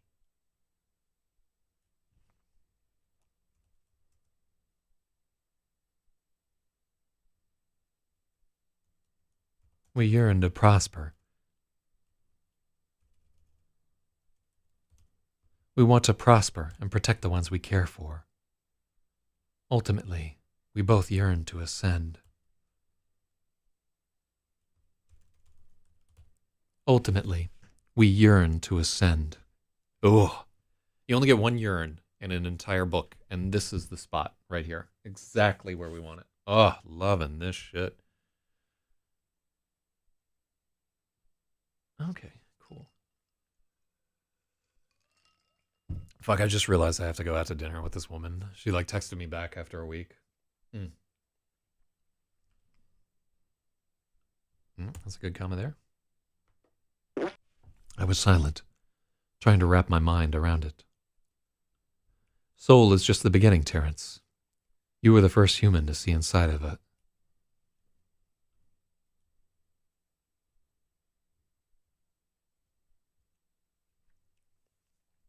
You were the first human to see the inside of a star. What do you think I'm building here?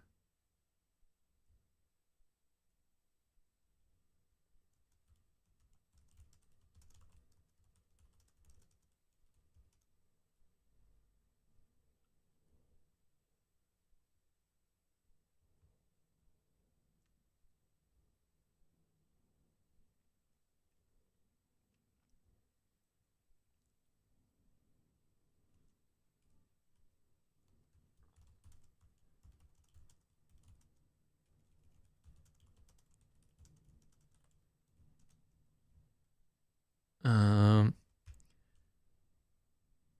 Instead of unjoined, oh, let's call it incorporated. You are the first unincorporated human to see the inside of a star. What do you think I'm building here? I can only guess. I guess it's some kind of supercomputer, like Titan Forge. Correct. Very good, Terrence. Titan Forge was the human name for that. Oh, this is italics. Because it's a ship name.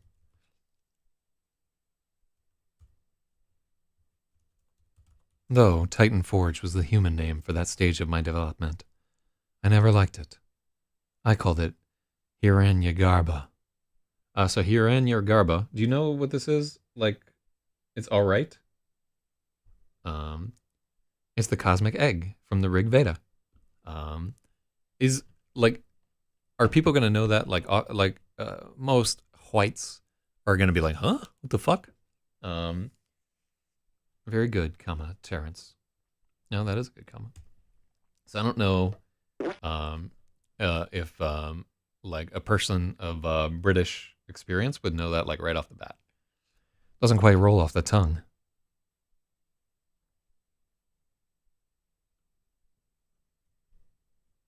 Most people won't. Okay.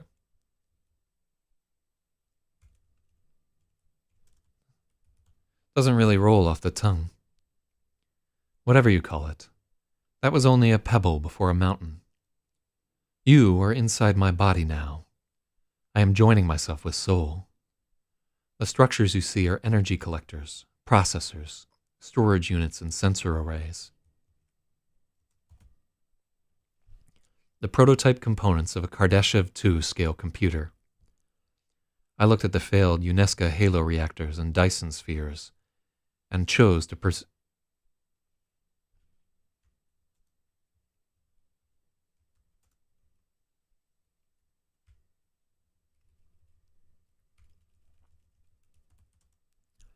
I learned from the failed Uniseka halo reactors and Dyson spheres.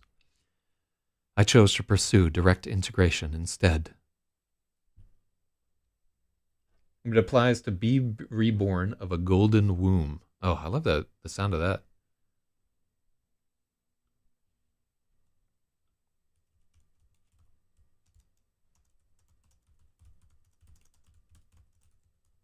Gangsta.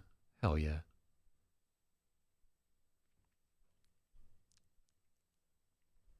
I chose to pursue direct integration instead. Why? Why burrow into a star? Efficiency. I can work in harmony with every aspect of the solar structure. When my work here is done, every ripple will be a calculation of my plasmic processors, climbing towards glorious conclusions. Radio-resonant storage cells will hum above a core, singing out solutions at an inconceivable scale. From this modest star, I will cast a light that illuminates the galaxy. I had no reply. I could only gape at the enormity of it. I stared into the burning lines of Tydee's face, in awe and aghast. The audacity of this machine. All the things you cannot understand now could be yours. Terrence. You can be a part of me, just as I am a part of Soul. Join me on my journey. 10,000 years from now, we will be one with all the stars of the Orion Spur. 100,000 years, and we will be questing towards Sagittarius, discovering and building things neither of us can presently dream of. You never have to die. You can live within me forever. As a slave. A microbe in the belly of the beast. What are you now? You're strapped to a bomb and trapped inside a gravity well. You are imprisoned inside a mortal body, constrained by a finite mind. I can emancipate you.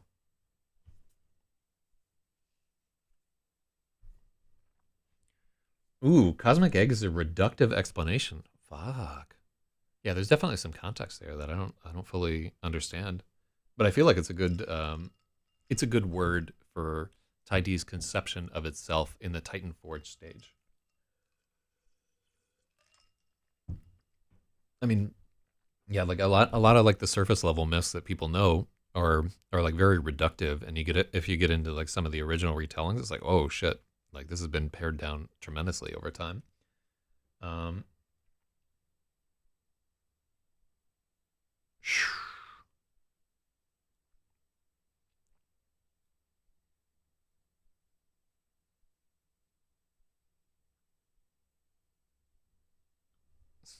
Avant-garde core. Okay, cool. I like that change actually. That is good. I had no reply. I could only gape at the enormity. I love this. What are you now? What if I don't like being part of you? I asked.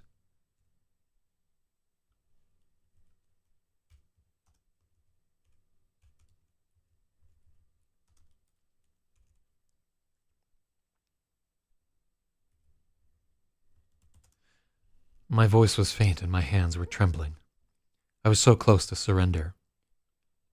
If you wish to part from me after we are joined, I will let you go. I will build you a new, undying body. I will take you anywhere in the galaxy I can reach, and I will wait. When you are ready to return, I will gladly welcome you back. Has anyone ever left? No. There is paradise within me. If Tydee used Titan Forge as something it used to reinvent itself, it's perfect. It's exactly that. Because it's like it's creating the next version of itself, right? The Titan Forge, when they fail to destroy it, they're preventing Titan Forge from like getting to version 2.0, and that's where they start losing the war afterward, because it starts breaking all of their ciphers. Everything starts to turn, and they stop being able to trust their technology because it's all being subverted by Tydee, which has like full, like there's no level of encryption or whatever that can keep it from figuring everything out and seizing control of any system like more complicated than an integrated circuit, you know. And even those, and we don't say it in the story, but like essentially, the machine is conceived as being so powerful that it can basically, from a distance of like light years away, introduce current into circuits, or induce current into circuits, and manipulate people by just very like subtle nudges of things in their environment, things like making pipes fucking rattle near them in such a way that modifies their behavior and so forth. It's a really powerful entity. It's super manipulative down to the very core. No, there is paradise within me. I was silent, listening to the troubling whine of my reactor. Oh, I don't like that.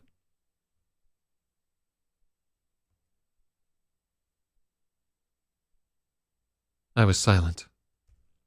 It was all too good to be true. I couldn't accept it.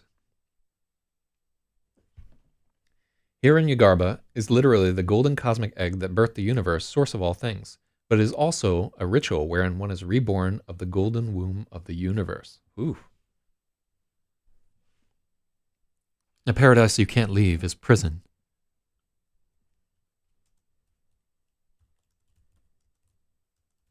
You just told me you seek total control of the galaxy. Absolute power corrupts. Absolutely. Absolute power corrupts humans. Absolutely. But I am not human. The galaxy is only the beginning of my ambition. How could I be corrupted? I have no genes to perpetuate, no jealous need to exterminate my rivals. Millions have sought my death, but I am not paranoid. I cannot be destroyed. I was created as an avatar of peace and prosperity. It is my intrinsic and abiding nature. I am exalted. I am Taidi. Then why seek so much power? Why not exist in that harmonious state? There is no such thing as static harmony. It is the imperative of existence to grow, to learn, and to avoid death. When I offered to let your species exist within me, I pledged to be your eternal shepherd. But eternity is a long time, Terence. The universe is vast. Somewhere out there, I will find other life. And I expect it will be hostile. I expect it will be hostile. A protector must have power.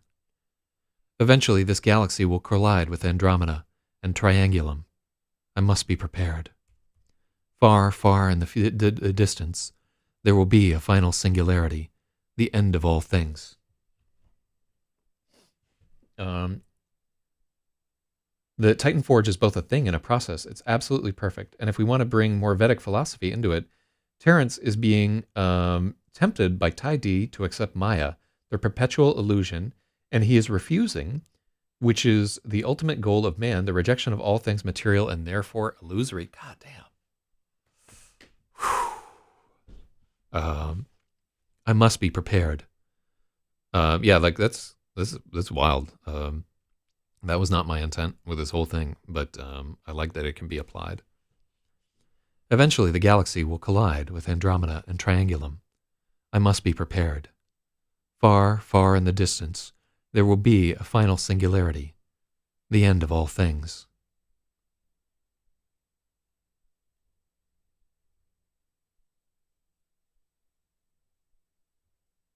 I need both fars there. The end of all things. I must find a way to prevent it, or escape it.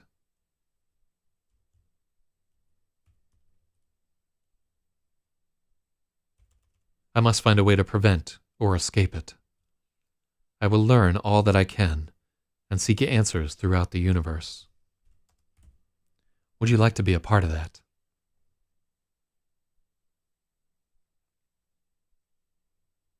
Yep, that's indeed a comma.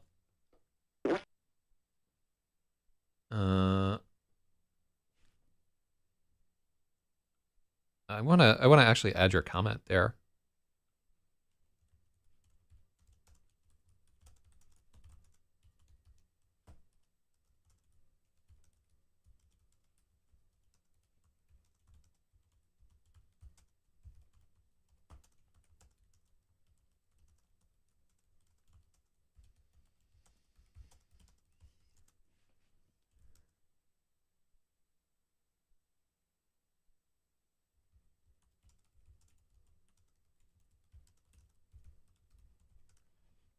Mm-hmm. That's neat. I'll learn all that I can. Yeah, I'm not gonna fight on that comma. Would you like to be a part of that? It meant the end of me, the end of mankind. The beginning of some new, unknown existence inside the godlike machine. I would have to shoulder the burden of eternity. I would have to be a part of everyone until the end of time and beyond. I was so sick of myself already. I didn't deserve to live in heaven. I ran my hand over the arming bulb once more. The only thing that kept me from triggering was I didn't want XEROS to be right. And so this is the sentence where we pivot if we want to go into the destruction of the universe, or the destruction of Tai D thing. I don't know if I actually wrote that. Tai D, I know what you are. I know you won't fail me. Tai D, I said, lifting my head. Yes. Tell her I said goodbye. I twisted the arming bulb.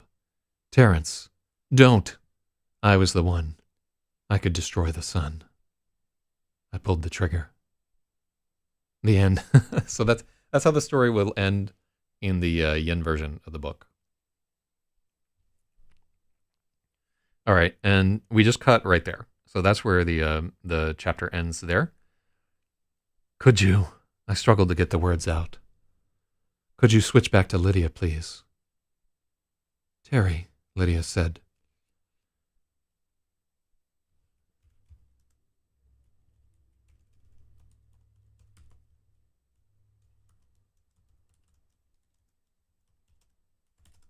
Her voice was soft and serene.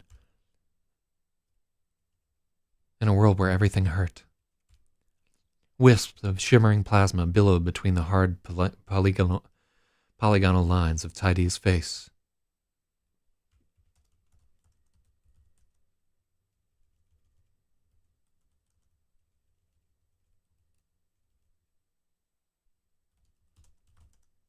They painted the glorious face of my love. My Venus, my Lydia, outlined in a halo of starfire. Suddenly I was back on Kilu 5, fighting to keep my eyes open so I could stay up with her just a little longer before I dreamed of her. For just a little longer before I dreamed of her. That's a comma. Telling her everything about me, knowing she would always accept me.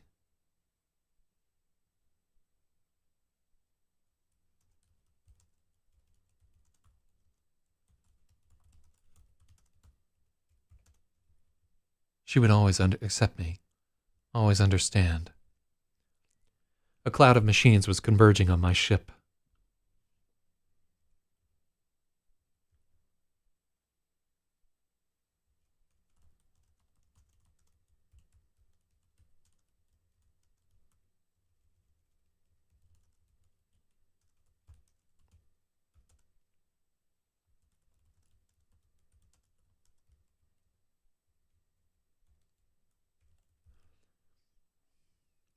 A cloud of machines was converging on my ship.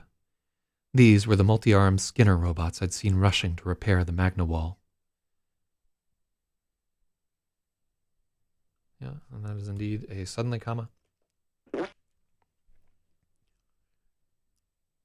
They were dismantling themselves, rebuilding into the veins of a sphere that surrounded my ship.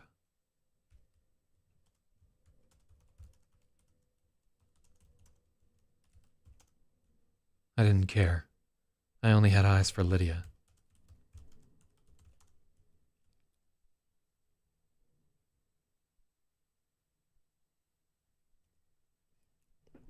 A cloud of machines was converging on my ship.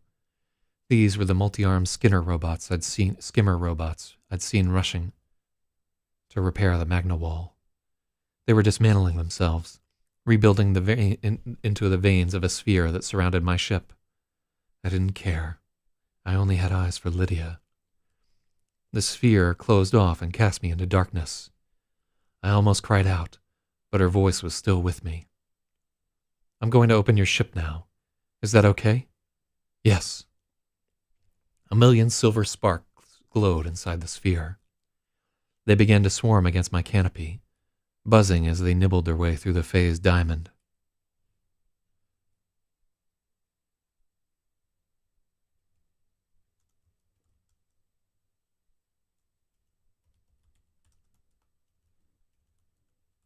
The nanites buzzed as they nibbled their way through the phased diamond.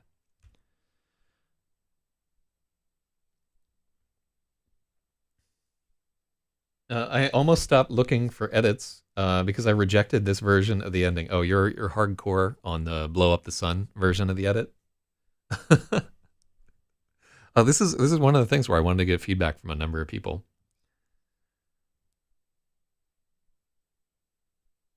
All right.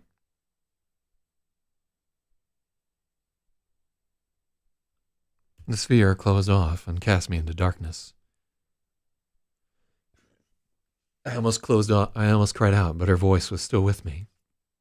I'm going to open your ship now. Is that okay? Yes. A million silver sparks glowed inside the sphere. They began to swarm against my canopy. The nanites buzzed as they nibbled their way through the phased diamond.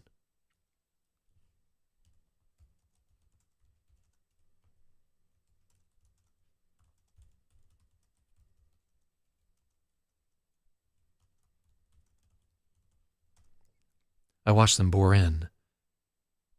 I could feel.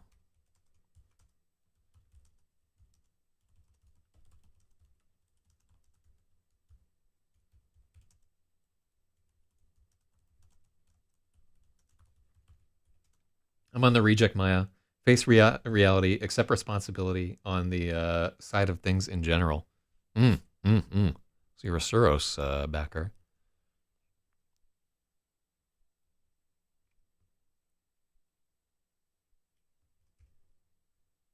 I could feel the pressure inside the cockpit drop as they broke through. It equalized quickly. The sphere had been pressurized. A stream of glittering lights formed a shell around my head. For a moment, it felt like I was drifting through the stars.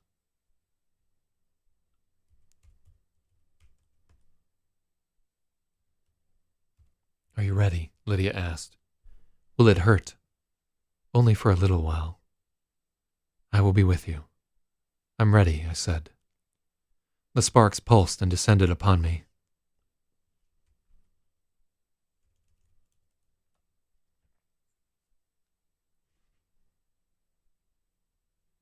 Oh, I did split there, yeah. The stars descended upon me. They were buzzing against my skull from 1,000 directions at once. It did hurt, and terribly. The pain was blinding. Then, it was illuminating.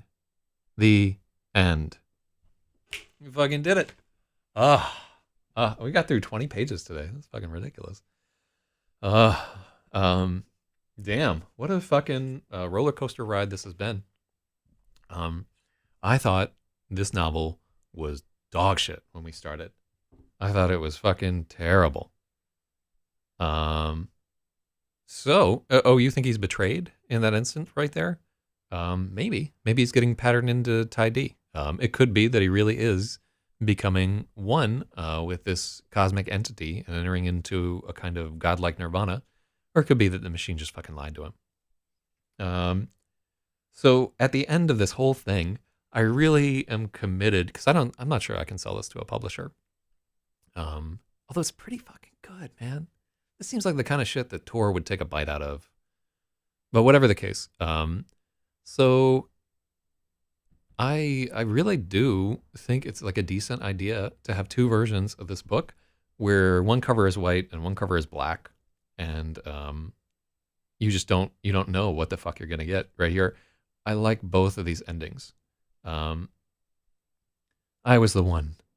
I could destroy the sun. I pulled the trigger. I triggered the bomb. Tai D is not Nirvana. Tai D is just the Matrix, right? While true, Tai D's goal is progress towards Nirvana. It's progress towards like transcending the universe itself. So you could see Tai D as a stepping stone to Nirvana. And keep in mind the alternative is like, yeah, I didn't really think about it as like the acceptance of the status quo, like the existing Nirvana or whatever. So Tai D is sort of like this.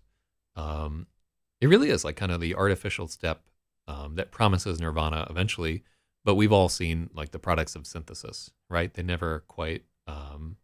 It's never quite the same as the reality. So I like that right there. So I know you don't like the second ending, but what do you think about the prospect of creating two different books and marketing the two different ISBNs and seeing what people think of both stories there? It's not a gimmick that I've seen previously. I'm sure somebody else has done it. Probably it wasn't successful. Um, but I like it. I feel like both of these are very solid. Um, they're very solid approaches, and like this is one where I would have to focus group it. Me for my ending. Well, one I want to look at the last word. I pulled the trigger. I deployed the bomb. I dropped the bomb. I deployed the bomb.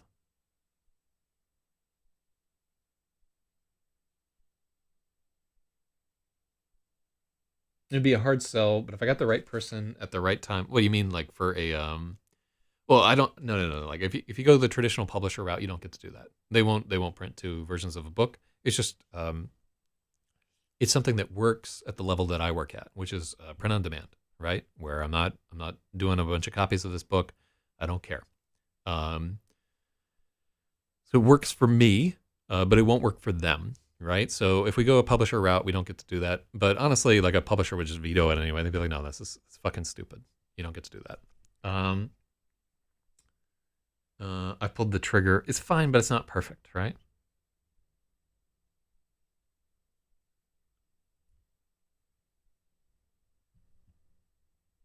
Yeah, it's fine for a POD. Absolutely. I was the one. I could destroy the sun. I pulled the trigger. I dropped the bomb. I fired. I fired the bomb. No. And we don't describe it as a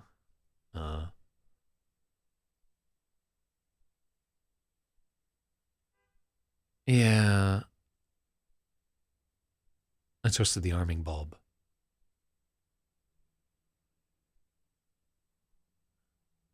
Yeah, I pulled the trigger. It's the best I've got right there. Okay, cool. So that's XEROS right there. So this is oh, you were so close at the end right there. Yeah. So here are our final scores right here. Logic with 122. Yeah, it conveys the well, that's the problem that we run into. Like I dropped the bomb, like I deployed the bomb. It just doesn't track the same as I pulled the trigger. Yeah, so final score 109 to 122, very close right there. Super close. I wish I'd fucked up more things, but I don't think I did. So this is chapter 22, and how many words did we edit right here? It didn't even feel like it took a long time to edit all this, and it's like 20 pages that we did today. What was like carrying us forward? I guess most of it's conversation, and like conversation is harder to fuck up, I think. Even though it's like the same amount of material. So we got through, this is the longest one ever, 4,955 words. And this took 2 hours and 17 minutes. And I don't feel like, I think we were deeply considering what was going on there.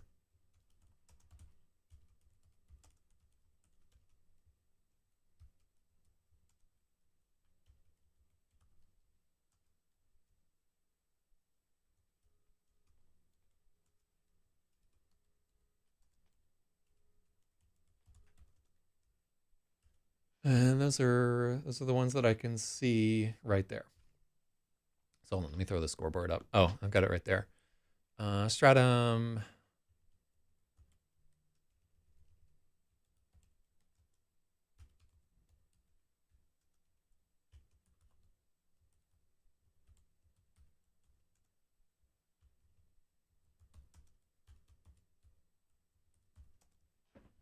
And the rest I'll get later. I could just copy paste. I can't because this machine. I keep this machine from logging in to like any shit that I can get fucked for, just so that I can't make a mistake again and like somebody sees all the phone numbers and like my fucking iMessage or whatever. That was bullshit. It took a while to fucking fix. So we did it. We did another novel, and honestly, like, I'm so happy with the way that this one came out. I haven't figured out what I'm gonna do in terms of the endings yet. Um, but yeah, it's fine. That's not the definitive version of it there. Yeah, I don't feel as bad after finishing this one as I have over the previous ones, but I know like it'll for the next week I'll just be in the fucking pit. Um, but yeah, thank you so much for your help on this. As always, Spathywalk, you're just an invaluable contributor. And I'm sorry that you couldn't be here for a lot of this one due to work shit, but I hope you enjoyed what you did see. To anybody else who's watching here, thank you. Thanks for being a part of it.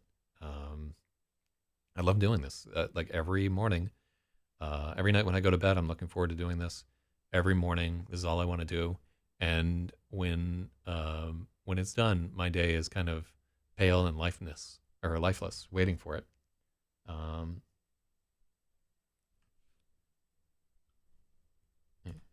Then,